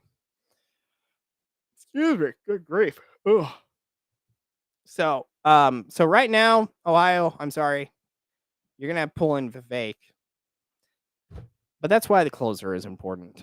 So, because I've seen Vivek multiple times over, right? This is not the first time that Vivek has done stuff and people talk about him for the governor seat and how they don't like him. This is not the first concept, right? I'm not the first guy to have some issue with Vivek. I'm not the first guy to think that he's not the guy that we should be having, because we're basically going to turn into Europe with him and Ohio. I'm not the only one, but the question that then comes from this is, okay, Vivek is not the right choice. So then who will? And that's the thing. There's a lot of noise on Twitter. But the problem with the noise is eventually, after enough of the talk, you gotta walk. And that's why I've written tweets, multiple tweets like this one. There we are. Vivek Ramaswamy will be governor. Oops. Come on, there we go. Governor for all 88 counties, leading Ohio into a new era of excellence. Doubt. But I argue if you don't want to be governor, then run yourself. Now, I'm in Oklahoma. Of course, I'm not going to do that. I'm not going to move to be in a place where,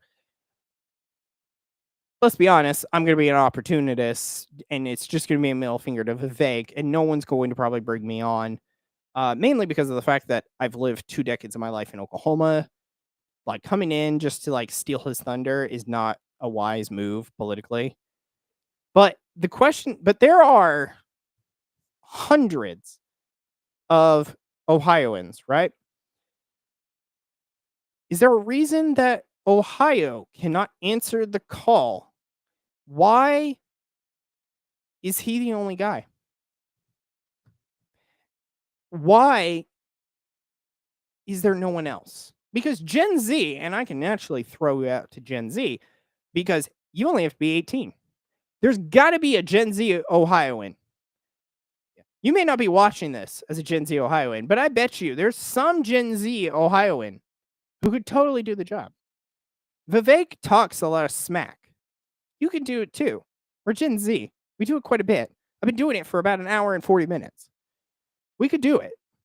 You have a choice into letting him take control over Ohio, because Ohio has been going to Trump for the past 3 times. There's a high probability that Vivek is going to win if he wins the Republican primary. Everything is coming up for Vivek. But that doesn't mean that the victory is his or that the battle is done. And that is where I'm asking, where the hell is his challengers? They're withdrawn. The older people have withdrawn, been disqualified. There's only one other girl. You're telling me that there's one woman? You're telling me that a black woman has more balls than an Ohioan dude with a literal pair biologically built on?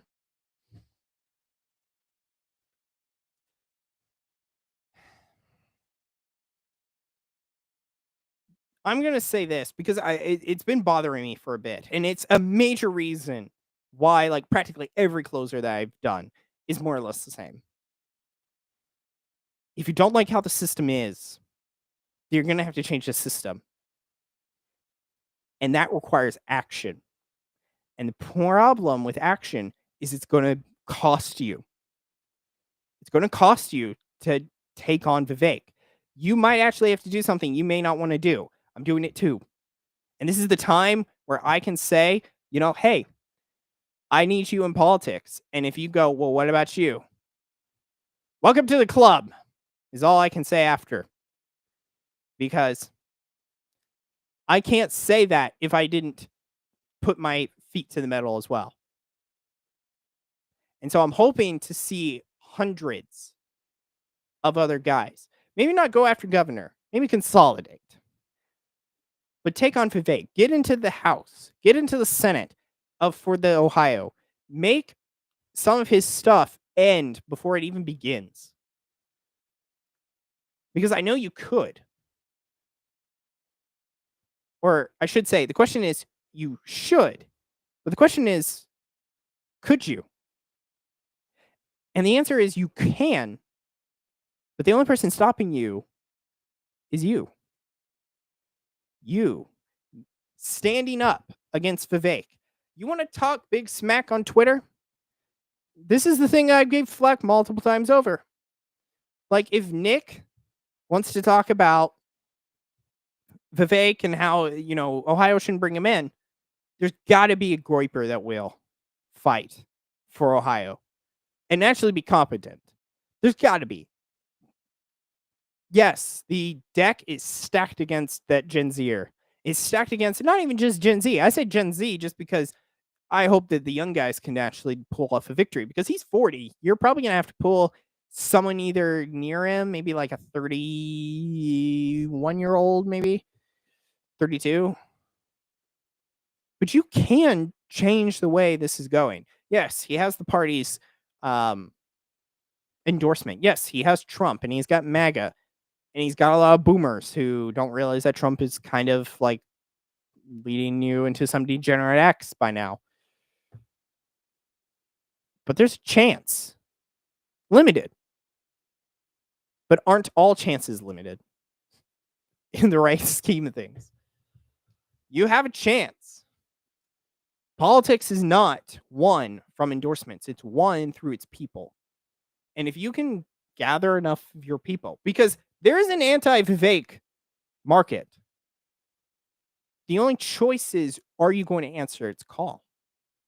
Because unlike the anti-Pope Francis market, this one, have at it. Screw up his chances at this governor. Send him back into the shadows where he was. Prove that MAGA is no longer the strength of this country.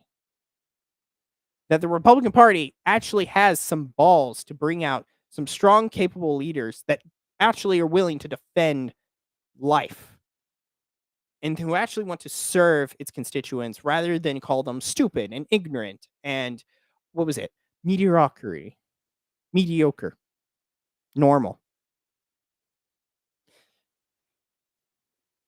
Because I'm going to tell you, Vivek was saying that the problem with America is that we're normal. Is that we have this norm. We're mediocre. We're just average of the mill. Maybe that's a good thing. To be normal. To have a little bit of sameness with everyone else. We're humans. Of course we're going to have a few same qualities. Every human is capable of having the same qualities. We are all born in the creation of God, let me rephrase that. Born in the image and likeness of God. We all have the same form.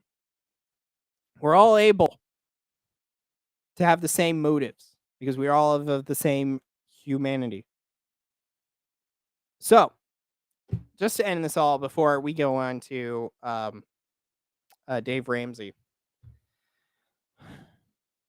I'm hoping that someone in Ohio actually desires to stand up, because I'm going to tell you, Ohio needs you. Vivek will not be the solution. As a really strong, I would say more conservative than the average conservative, Vivek is probably not what we should be going with. Now, I, of course, live in Oklahoma. I could move if anyone really wants to throw that at me. But let's be honest. If I moved, everyone would call me an outsider, and I have no point in running for governor. And I would agree. And I wouldn't be lying on the campaign and even now. So it's kind of rough. So I'm asking Ohioans to stand up. And I hope you will. So, anyways. So that's 2 hours. Good grief. Sorry. Sorry, my butt's on fire. So, I hate eyes. Okay. Anywho, so what are we doing? What are we getting on to now? So, if anyone has anything that they would like to say, the chat is open. I need to grab the stuff because I did not grab it accidentally beforehand. I need to move that into a right file. So I was gonna do this. When was I gonna do this? Last week.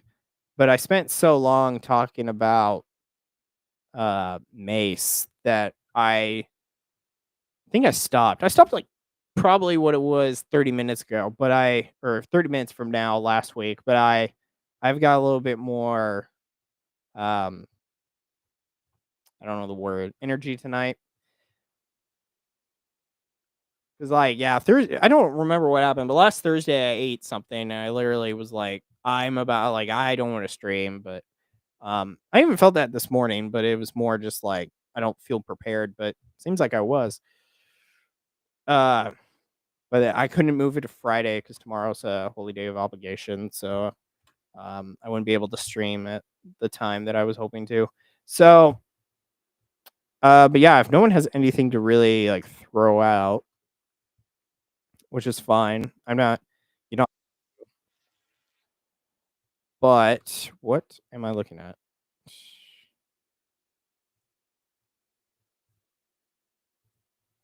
So, okay.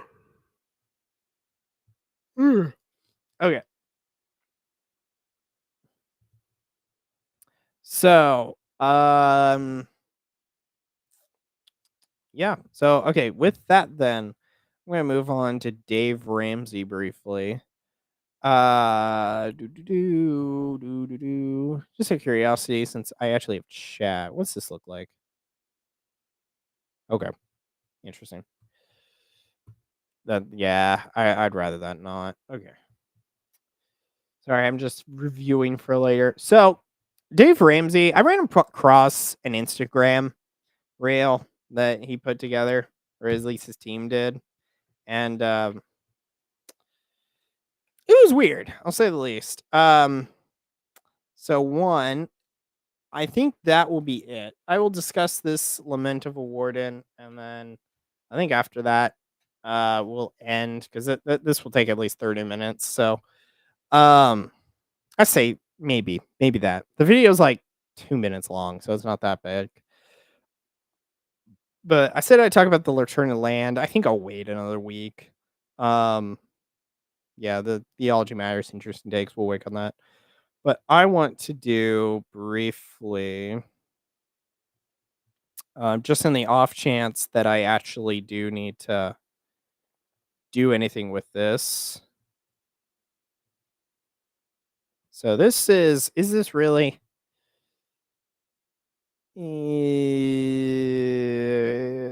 No, it totally is not interpreting heresy.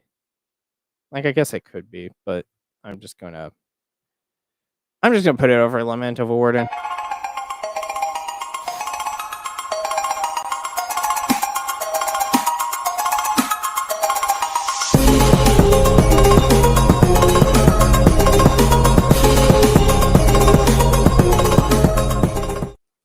Oh gosh.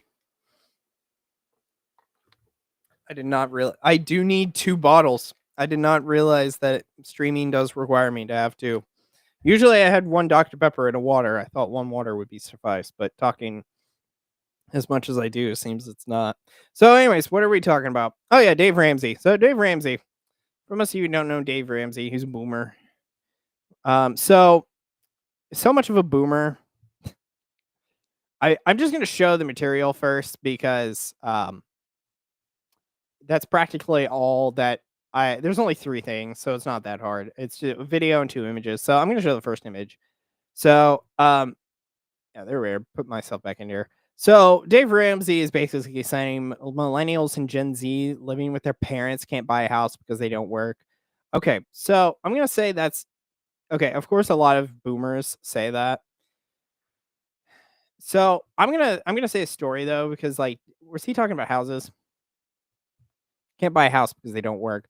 Okay, I'm gonna reveal. So kind of vaguing, but there's a guy who has a house. He has a house. He's like Gen X or whatever. His house on the market, because like I sent him I asked him one time, I was like, how much is your house like worth? And he told me like it's like 300,000. And I'm like, oh, cool. It's like, that's a lot. And then I was like, when did you buy it? And he was like, oh, I bought it in like 2005. Yeah. And then I asked him how much he paid for it. So he paid 120K for a house that currently valued at 2005 money is about 180, which means there's like a literal salary in the difference between the two. Which, of course, the P being multiplied more means that the interest payments are more, and you're going to be paying off the loan far more because you need to have more down. So this logic, for some reason, that, well, if Gen Z just works harder, but the problem is that the money inflation goes up, but wages have stayed neutral. And so you're saying, well, can't you survive on like a 60K? And like you could, but like if you're trying to grow a family, not so much. And I always think it's weird whenever the boomers are like, well, you just have to get rid of some stuff. But it's like, you guys literally are selling houses that are above market price. Like, there is no reason. Like, the guy's house that I know of, there hasn't really been an addition. There's a lot of land associated with it, but like 120 used to be a common. And then housing market, everyone's selling at above rates. Why? Because they can, because everyone else is. Which is kind of like an issue, I would say, of capitalism, of how, like, because the market enacts how it does, like, your deal that you get shouldn't really be a deal when everyone should be operating in good faith. There shouldn't be this weird price gouging going on, even if it is like rates and stuff. Because, like, I'm pretty sure the financing for like the house loans or something is far more. But I wanted to, but so besides from that, because, you know, Dave Ramsey thinks that, you know, he's intelligent. I want to throw this Insta description then, because of course, as a boomer or Gen X, and we're actually not even talking about housing. We're talking about something completely different, because this thing hits somewhat close to home in that I'm a younger person, but Dave Ramsey, and even his cohort, there's two people in this. I don't know his co-host. I don't watch the show, but like this, when I read, I was going to go to mass beforehand, and I was like, this is the dumbest line ever. So let me show. So this. So why is that rotating? Thank you. So Kate called into the Ramsey show to ask if she should wait to buy a house until she's married. She's single, makes $150,000 a year in business she started, and 125 saved for a down payment. But some people in her life are pressuring her not to buy a house and wait for a man, which sounds a whole lot better than what she supposedly wrote. So I'm gonna play the video because I'm just gonna talk through the video more or less later. But like, this is a horrid. Okay, so of course the throw is not Christianity, it's a cult, is a very weird, it's a very direct. So they're gonna mention all the stuff again. So we're just gonna go through this video briefly, because this is, I need to give the Gen Z perspective, especially as a dude, because this is a woman asking. So I'm gonna give a dude description, because of course, like, betas. So let's hold on. Let me see. Swip. Okay, so it might be clipping a bit more from the end for me to actually have gotten this, but we'll see. In Michigan, I'm a marketing professional in. Oh, there we are. Hold on, let me move back then. Okay, so let's listen to the throw at least. I'll at least say do that, and then I'll ricochet through their horrible sentences. It's been like a week since I've seen this, so if I forget stuff, I'm sorry. In Michigan, I'm a marketing professional in my early 20s. I started my own business and I earned. Early 20s. Ooh, okay, that's worse. I thought it was mid. Okay, sorry. Hold on. Rewind. Early 20s though. Okay, this is well within my rights then, because I'm only 24 almost. I'm almost 24, so this is well within my rights to give it a opinion on this. Because as a prospective suitor. In Michigan, I'm a marketing professional in my early 20s. I started my own business and I earn over $150,000 a year. Dude, congratulations, Kate. I have close to $125,000 as a down payment on my first house. But a lot of people around me are pressuring me to not buy a home Oh, good gravy. Because of Christian beliefs that girls, I'm reading it how she wrote it, that girls shouldn't buy a home and men should be providers. Oh, wait, he's still finishing. Sorry. I don't have a boyfriend, so I'm not getting dude, I can't even finish this. I'm not even close to getting married. What would you advise your daughter to do? Leave the cult. Okay, so Ramsey's wrong first. So let's get this right. So we got a young 20, let's say 23. We're just going to say 23. She says early. We'll do 23. She's an early 23-year-old girl. Actually, let's move her to 22. She's 22. She's currently a 22-year-old girl. She's got a job that, or the business that she has, where she makes about $150,000 a year. She has about 125 that saved, which I gotta ask, where the hell are you living that's the only amount that you have? Just like, that seems like a weird deficit. Like, you've only saved like, well, we don't know, I guess, the time period. So I don't know if that's like 3 years or whatever. But like, I would feel like if you're getting 150,000 in profit, that you would have more saved up. But like, maybe I'm not. But again, we don't know the time period. So this could be a year. This could be 5. So she has enough, about 125,000 for a down payment. So like, using the guy's house that I know, she'd still have about $200,000, right? And then we have the fact that she's got to like take out a loan for the other 200 and some of that, the 200,000, give or take, right? She's got 6 figures. She'll need about 3 times that, though. What else are we doing? They've got pencils too. Let me hold one. So we have that, and then we have the fact of, so I'm currently not married. I don't have a boyfriend, which might be because she works at the business 24/7. Just side note. Or actually, big note. That's probably the reason you don't have a boyfriend. You spend all your time working. Revolutionary idea there. Because, let's be fair. It's a bit of a feminist take there. Like, I'm not saying that, like, as she's single and doing this, I don't think that's too much of a problem. I'm gonna be maybe radical on that. I don't, or moderate on that. But I do think the fact that if she's like, oh, I haven't, got anyone. I have the question, where are you in the search? Because like, online dating does not suck for women. It sucks for men, because we entered it with, well, we're looking for wife. They look for, I wouldn't even say attention. Like, a few do, but like, the majority of women that actually online dating, this is a huge thing that I'm not going to get onto, but like, online dating is so simple for guys. Like, I'm pretty sure if I was a woman, or if I pretended to be a woman, I could get 10 dates. I'm pretty sure I could get like 10 guys' numbers. I'm pretty sure I could do it. Why? Because I'd be talking to them how they were supposed to. Because basically, so long as they don't go, can I have a foot pic? I'd probably be able to talk to most of them. And I'd actually be able to get like the numbers and then be like, surprise, boy. Surprise, you've been pranked. But she doesn't have a boyfriend.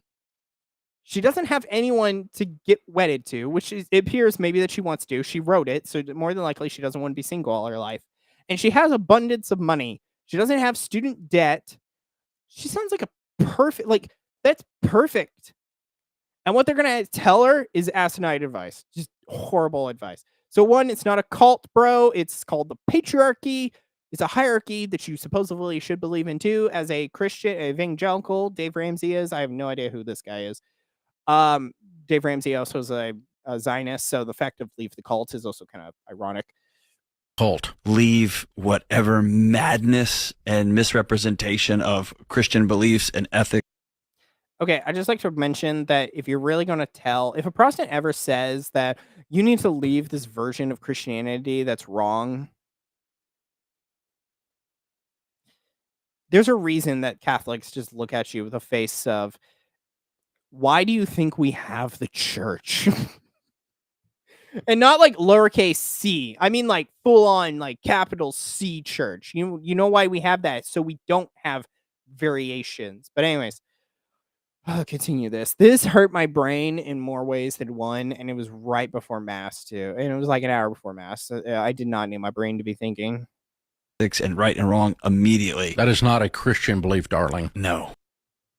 Yes, it is. Yes, it is, Ramsey. Yes, it is. The patriarchy is by nature patriarchy is Christian. It was instituted by the church. Marriage is instituted by God. It is a central key point. The hierarchy is a central point. For 1,500 years, we had the hierarchy in the way it did. God, church, man, woman, child. If we went back to that, life would be so much better. But anyways, I'm not even the worst. We're not even into the big points yet. This is just feminist points. We're going to get into like practicalities later. That's a cult belief. God almighty. I would advise my daughter to buy a house with $125,000 she has saved as a down And payment. keep being the studette that you are. Okay, so I'm going to stop there because buying the house. So what does the house mean? So I really need to make a list of this stuff because like when I read like with online dating, if you ever like women, I'm going to tell you this with all honesty. Never write that you love to travel. I don't care if it's like a yearly trip to Disney World. Never write that. You know why? Because it makes it look like you can't live at home. And by that, I mean, I keep doing this all the time. I'm sorry. By that, I mean, don't write that I like to travel because what that tells me as a guy that cares about family orientation is that you can't chill at home. You always have to be doing something. And because you always have to be doing something, are you really going to be a great mother because you are stuck doing everything but just chilling at home? And this is why homebody, because when you have a kid, you might be more of a homebody than you were. It's a sad fact of the reality. And I'm sure there's some people, there's parents, like I know, hold on, how many of you are in? There's 24 of you in Twitter. Holy crap. That's more than I've had in a while. Wow. Hi all. Sorry. There's like 24 of you. I bet you there's a parent. One of you is a parent.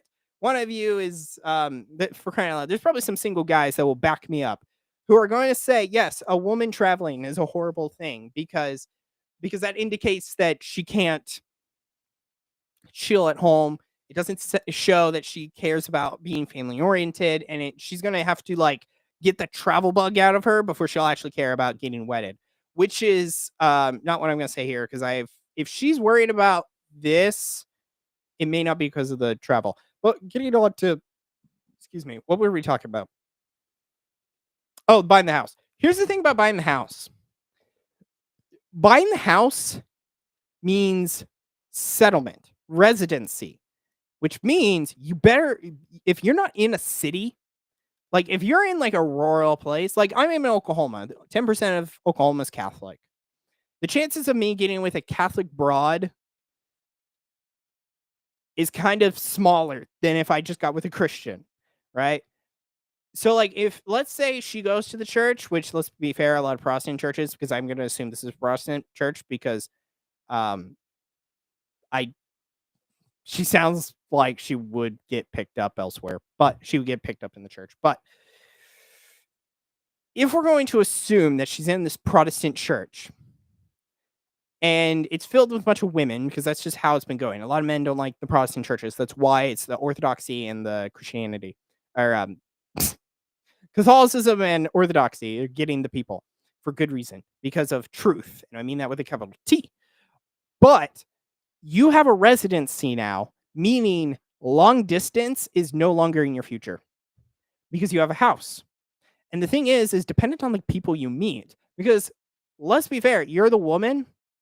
More guys are going to say, I would rather us move, or I would rather us be at our location, near my job, near my family. Or you're going to be somewhere completely different. I know of one guy, he's away from both families now. A house indicates residency. you're going to be stuck in that city for whatever or place, paying off that debt. You might actually be the single. You may be, what is it? I think it's like 60% by now. 60% of women will actually be single and childless by 2045. You'll be that girl because a lot of guys are going to be, they won't be turned off that you have a house. They'll be turned off on location. And the house, like, here's the thing. If you're really wanting to buy a house too, you also have the other point of, like, let's say you do get married and let's say the guy does, which doubt. It's like a 10% chance, probably going to 30. There's a 1 in 4 chance that, like, the guy's just going to be like, yeah, sure, we can go down to you. It may not be a house that he wants. You didn't build a life together. You just bought a house and you just incorporated pieces of the house. And so it's not your house. And by that I mean you two, the married you. It's the woman's house. And based on how the feminism is in some of the younger generations, I wouldn't doubt she holds that over him. She kicks him out. Her house is on the deed. Her name's on the deed. There's he's nowhere, right? Now, hoping if she does this right, because hopefully she doesn't follow this advice. This advice is gay as hell.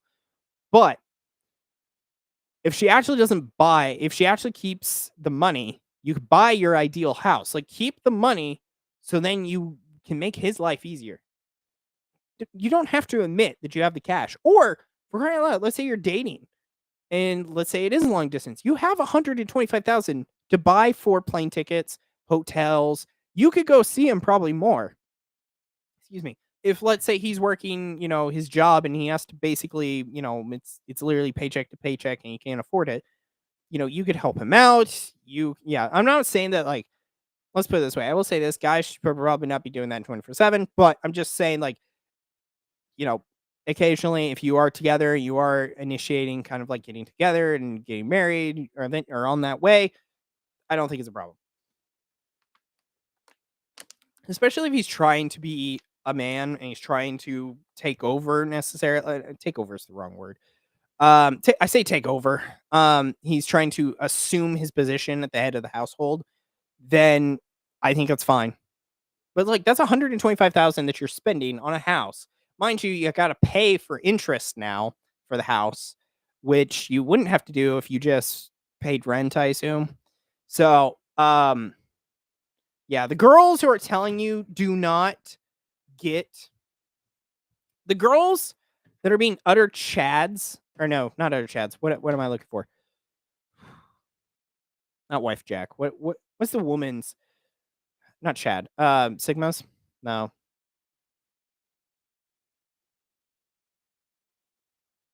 I actually don't know. What's the female version?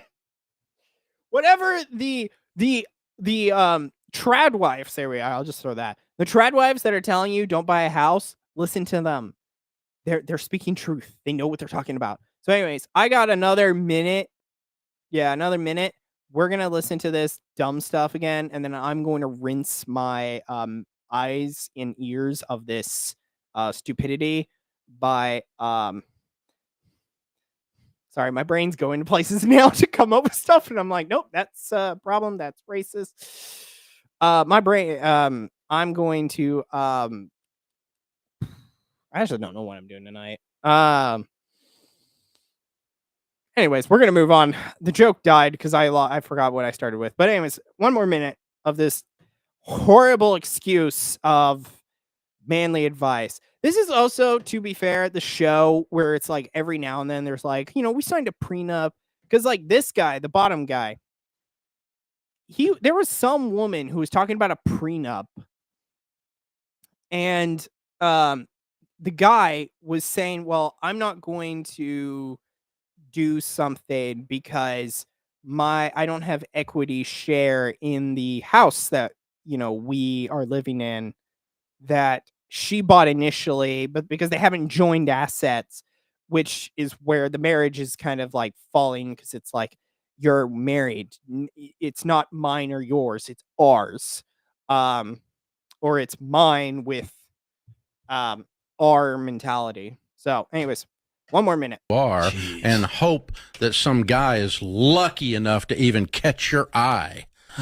So I love that though, because he thinks for some reason. See, this is why also the Gen Zers, when we talk about boomers not understanding dating, this is the other way.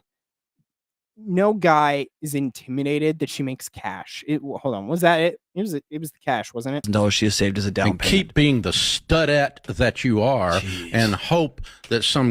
Yeah, no one is intimidated by that. No guy cares really. Like we care more in the way of like, oh, cool, you have a lot of cash. Whoa, I thought you were paying college loans. Like again, this is boomers and betas. Some guy is lucky enough to even catch your eye. You make the rest of us that love Jesus look like we're morons because you're a moron when you do stuff like this. This is coming from a guy who believes in Zionism, and he's a Protestant. I don't think you want to talk about you make us look dumb when your theology is very sus and manipulatable. You know how manipulatable? There's like a dozen Protestant branches. I can't even name them all. And I'm even including, I think I include the Mormons and the Jehovah's Witnesses on that, because like they're not Christian, but it's like it's kind of hard to define Christianity when it's like you get to question everything else. He's about to say, the bottom guy's going to say something dumb that I'll have to stop on because it's like I remember him saying the worst thing. That's just nuts. I can't. This burns my butt. I don't have any words to say here, man. It's just I hate bad doctrine and bad theology and how.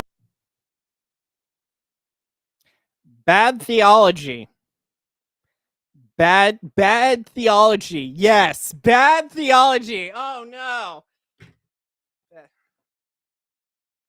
Bad theology. Bro, you're a Protestant. Don't even talk smack about bad theology. Bad theology. Good grief. The theology that you make up that you want, I'm sorry to any of the Protestants in the room, but like you can't say bad theology when you literally have multiple versions of Protestantism that has variations of theology, evident by the fact that infant baptism, Eucharist, priests getting wedded,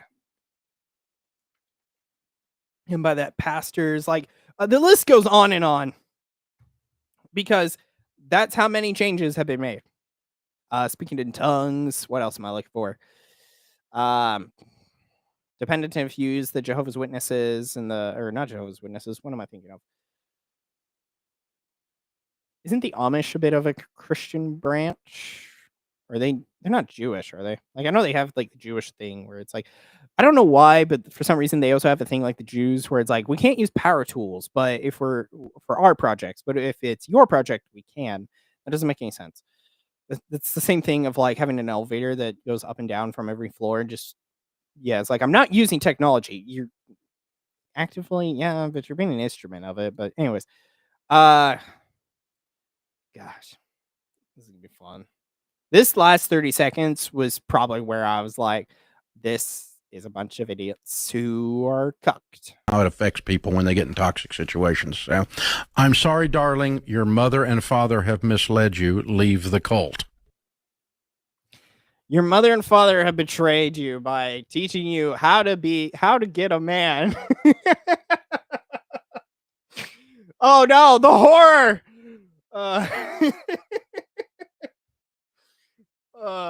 Your mother and father have, checks notes, prepared you for marriage. Oh no, the horror. I can't take him seriously with also that face, especially with this is talking and then this is nowhere. Even though I'm gonna be bald probably by 40, unless if I get my mother's genes, which I hope I do. Gosh, I gotta live through 30 seconds of the other guy. Ball up. You know who says this crap? Men. Duh. Duh. Duh, we say it. Because we're not cucked. Anyways. Moving on to this boy. He thinks that he's man. He thinks that this is such a big manly thing now that he's gonna get on. It's not. Come on, Beta. Speak your brains. Oh, I missed. Who are afraid of losing control of because they're not as amazing smart women like this, and they're not as ambitious, and they don't have as much get up and go, and so they to even stand up next to a they woman take like their this. insecurity. This is so hard to take because it is literally boomer talk on the top, and then it's just being a beta in the bottom. What was he saying? Hold on. What was the one that I really wanted to women like this? Like this. And they're not as ambitious. Not the ambitious. What is it? It was beforehand. You know who says this crap? Men who are afraid of losing control. Losing control. I want to ask, what do you mean by losing control? Because losing control has some subjectiveness to it. Are you saying that there's a bunch of men that have a certain system of, the hierarchy that they want to live up to, and they're not exactly men are wanting to be Ephesians 5, and we're kind of having some choose your own adventure for Proverbs 31. Like, yeah, I'm so afraid of a girl. Yeah. Yeah, this is the guy. I literally was on a stream Sunday talking about Latinas, and I basically said at some point you're just gonna have to tell them, honey, I understand, but like, let your Latina down a bit. And that was a really funny clip, mind you. But it's like, that is literally like, that's ballsy, because full well Latinas will kill you. Fortunately, all you do is you put them on a counter, and then they're afraid to jump down because it's a good 4 feet drop, because they're like 5'3".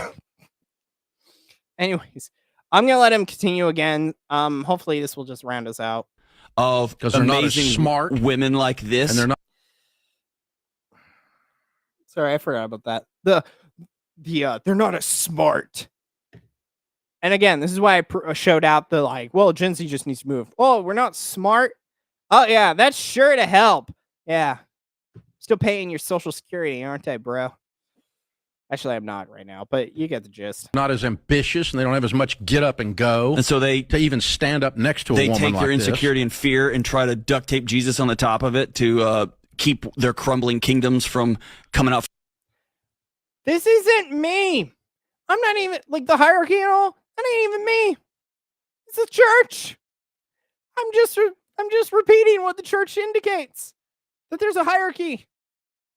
It's not even that I'm afraid of them or that I'm trying to keep a control on them, and I'm somehow a violent dude, even though I'm a man, which I don't understand why. One time I had someone who was like, I didn't realize you could get violent. I'm like, I'm a man. Of course I can. Gosh. He's got 10 more seconds. From under him. Kate, you're amazing. Good for you. Kate, you're an absolute incredible human being. Jeez. Go shine, girl. Hold on. Did I hear him say their crumbling wuss? kingdoms from coming out from under them? Kate, wuss. you're amazing. I don't think Dave Ramsey really wants to talk about being a wuss. So, anyways, as a guy that technically fulfills her category, right? I'm 24, so I'm nearing my mid 20s. Almost. Gotta give it a couple, another month or so. But so we got, again, this girl who's got a buttload of cash saved up, which would be great for later, because she might be moving. So then you got to worry about the house, one, in the way that you got to sell it. Yes, there's an investment in it, but you're still paying it off, because it doesn't look, she's going to be having to take out a loan to actually, get the house. So, and then she's got to keep paying. But right now she's able to save quite a bit. We went into the fact that, again, if you're going to get with a guy, he may not want to have that house. He may not want to live in that place. he might be long distance. He might be in a different state. He might be on the other side of town and needs to be for his job. I don't know what type of place she wants to be. I don't know if she wants to be patriarchal in that way of like she stays home. She wants to do the trad wife life. I don't know, but save the money. Save the money, Kate. Don't do. Kate, save the money. You have thousands of dollars. Save that for like if let's say you need to buy the house with your man.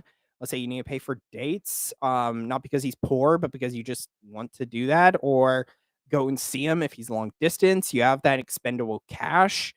If you want to live on your own, go get an apartment, which you can just like throw the lease down in like 24-hour notice. I understand leases don't work that way, but yeah, I hope the gist is there. Let's see. You're not married, so don't worry about the house. Keep doing the business, keep doing it, but prioritize finding the guy. If you're not prioritizing finding him, because I'll honestly ask that question, like, what are you doing to find him? And if you're like, well, I just go to church, I'm gonna ask you to do a bit more. You also have $125,000.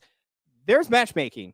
You could actually also buy for the rare exceptions, because I don't know why women do not buy the prescription or not prescriptions, the subscription from the dating sites. I don't know why, but like I don't have any either right now, but I'm very effective at finding who you are. And by that I mean like your profile. I'm able to do that. Like I have never for Catholic Match, I've been off it of pro. I've been able to find practically every woman that has searched for me because I have the email that tells me, hey, she viewed you. And so from that name, I basically create the filters and I'm able to find them. So you can get creative, but you wouldn't have to do that if you paid for the membership. Now, so yeah, definitely prioritizing finding the man. Don't buy the house and don't listen to these nimrods. Baldy is wrong. He doesn't understand theology. And then the other guy's cooked. Not cooked, cucked. Because it's not a fear of like, oh no, I'm not masculine. No, it's the fact that I am choosing to live my masculinity, which means you don't have to, Kate. So anyways, yeah. So that, what are we at? 11:30.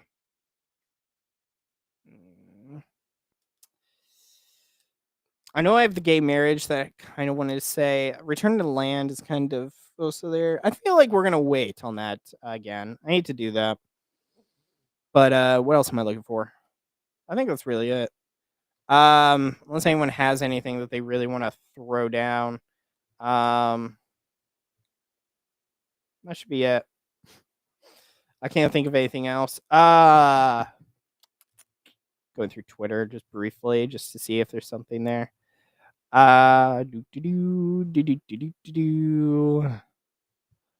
Lindsey Graham being gay for Israel again. Yeah. I may not.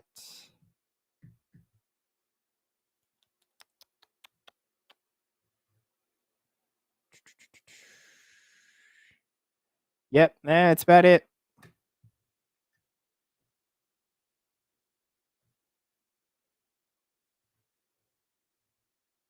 I am not seeing anything right now. Is it the 14th? Yes, it is.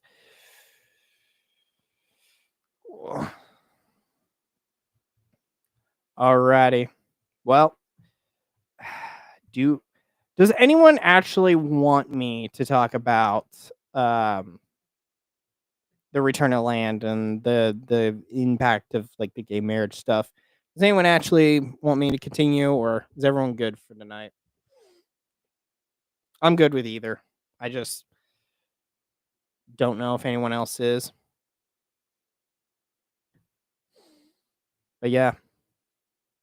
I'll probably give it like a little bit. I'll do let me do the outro somewhat, and if no one says anything by then, I'll just do the outro. So, anyways, thank you all for watching. Let me put this down.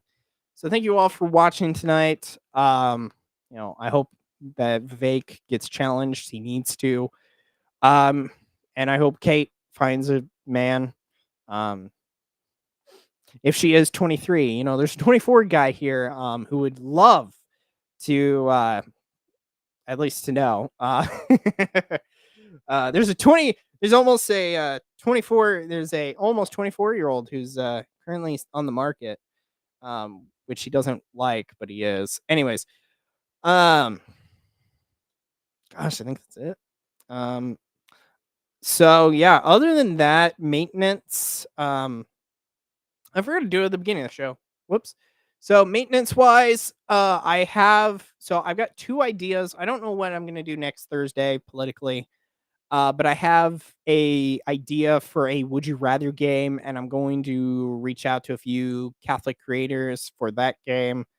And that will happen at some point. I've reached out to Majoran again to talk politically. We did a masculinity stream and we kind of went politically for a good while. So I'm trying to bring in some more people than us two to talk about it because I feel like it's a warrant discussion. I need to reach out to one guy to talk about something else. Maybe that could be Thursday. But I'll have to send him a DM if he gets back to me. He may be watching for all I know. His name starts with a C, and we had a call yesterday. So if you're watching, you can DM. If you're watching, you can DM me. But yeah, other than that, so I kind of have I guess 3 things idea wise, and then I don't know what next week is. I guess I could talk about the homosexuality for some weird reason, but I can't think of anything. Unless someone if anyone wants to send me ideas, I'd love that because I don't see everything, but I don't do what the algorithm tells me to do, so that kind of also hits me. So yeah, but yeah, I think that's it. That's really maintenance. I bought computer parts, so gaming is kind of coming back once I built the system. I bought a new graphics card because I didn't want to deal with taking out the 3060 from my current PC. So I bought a 5060, so I went up, which is good because I was streaming from the same device. So it's I kind of probably need that. But yeah, other than that, I think that's it. I have a buttload of shorts that I need to go through and stuff. So I kind of need to do some editing. Yeah, and then some vids maybe popping out here and there. But yeah, other than that, yeah, that's about it. So again, if you like what you were hearing, there's a big red button. It says subscribe. Hit that. Hit the follow. In the multitude of what I'm also on. Gosh, what else is there? Give me a thumbs up if you could, and if you're gonna give me a thumb down, at least give me a comment. And other than that, I think that's it. I'll see you all next Thursday, maybe sooner. I have no idea. We're still working. If I get all the computer parts, I might honestly just say, this week I'll just take a chill since I don't have anything off the bat. And that way I can build the PC. So that way I'm not stressed in building it. But anyways, have a good night, everyone. Go to bed unless you're on the East Coast, in which case you still have 2 hours of life. So anyways, good night, everyone.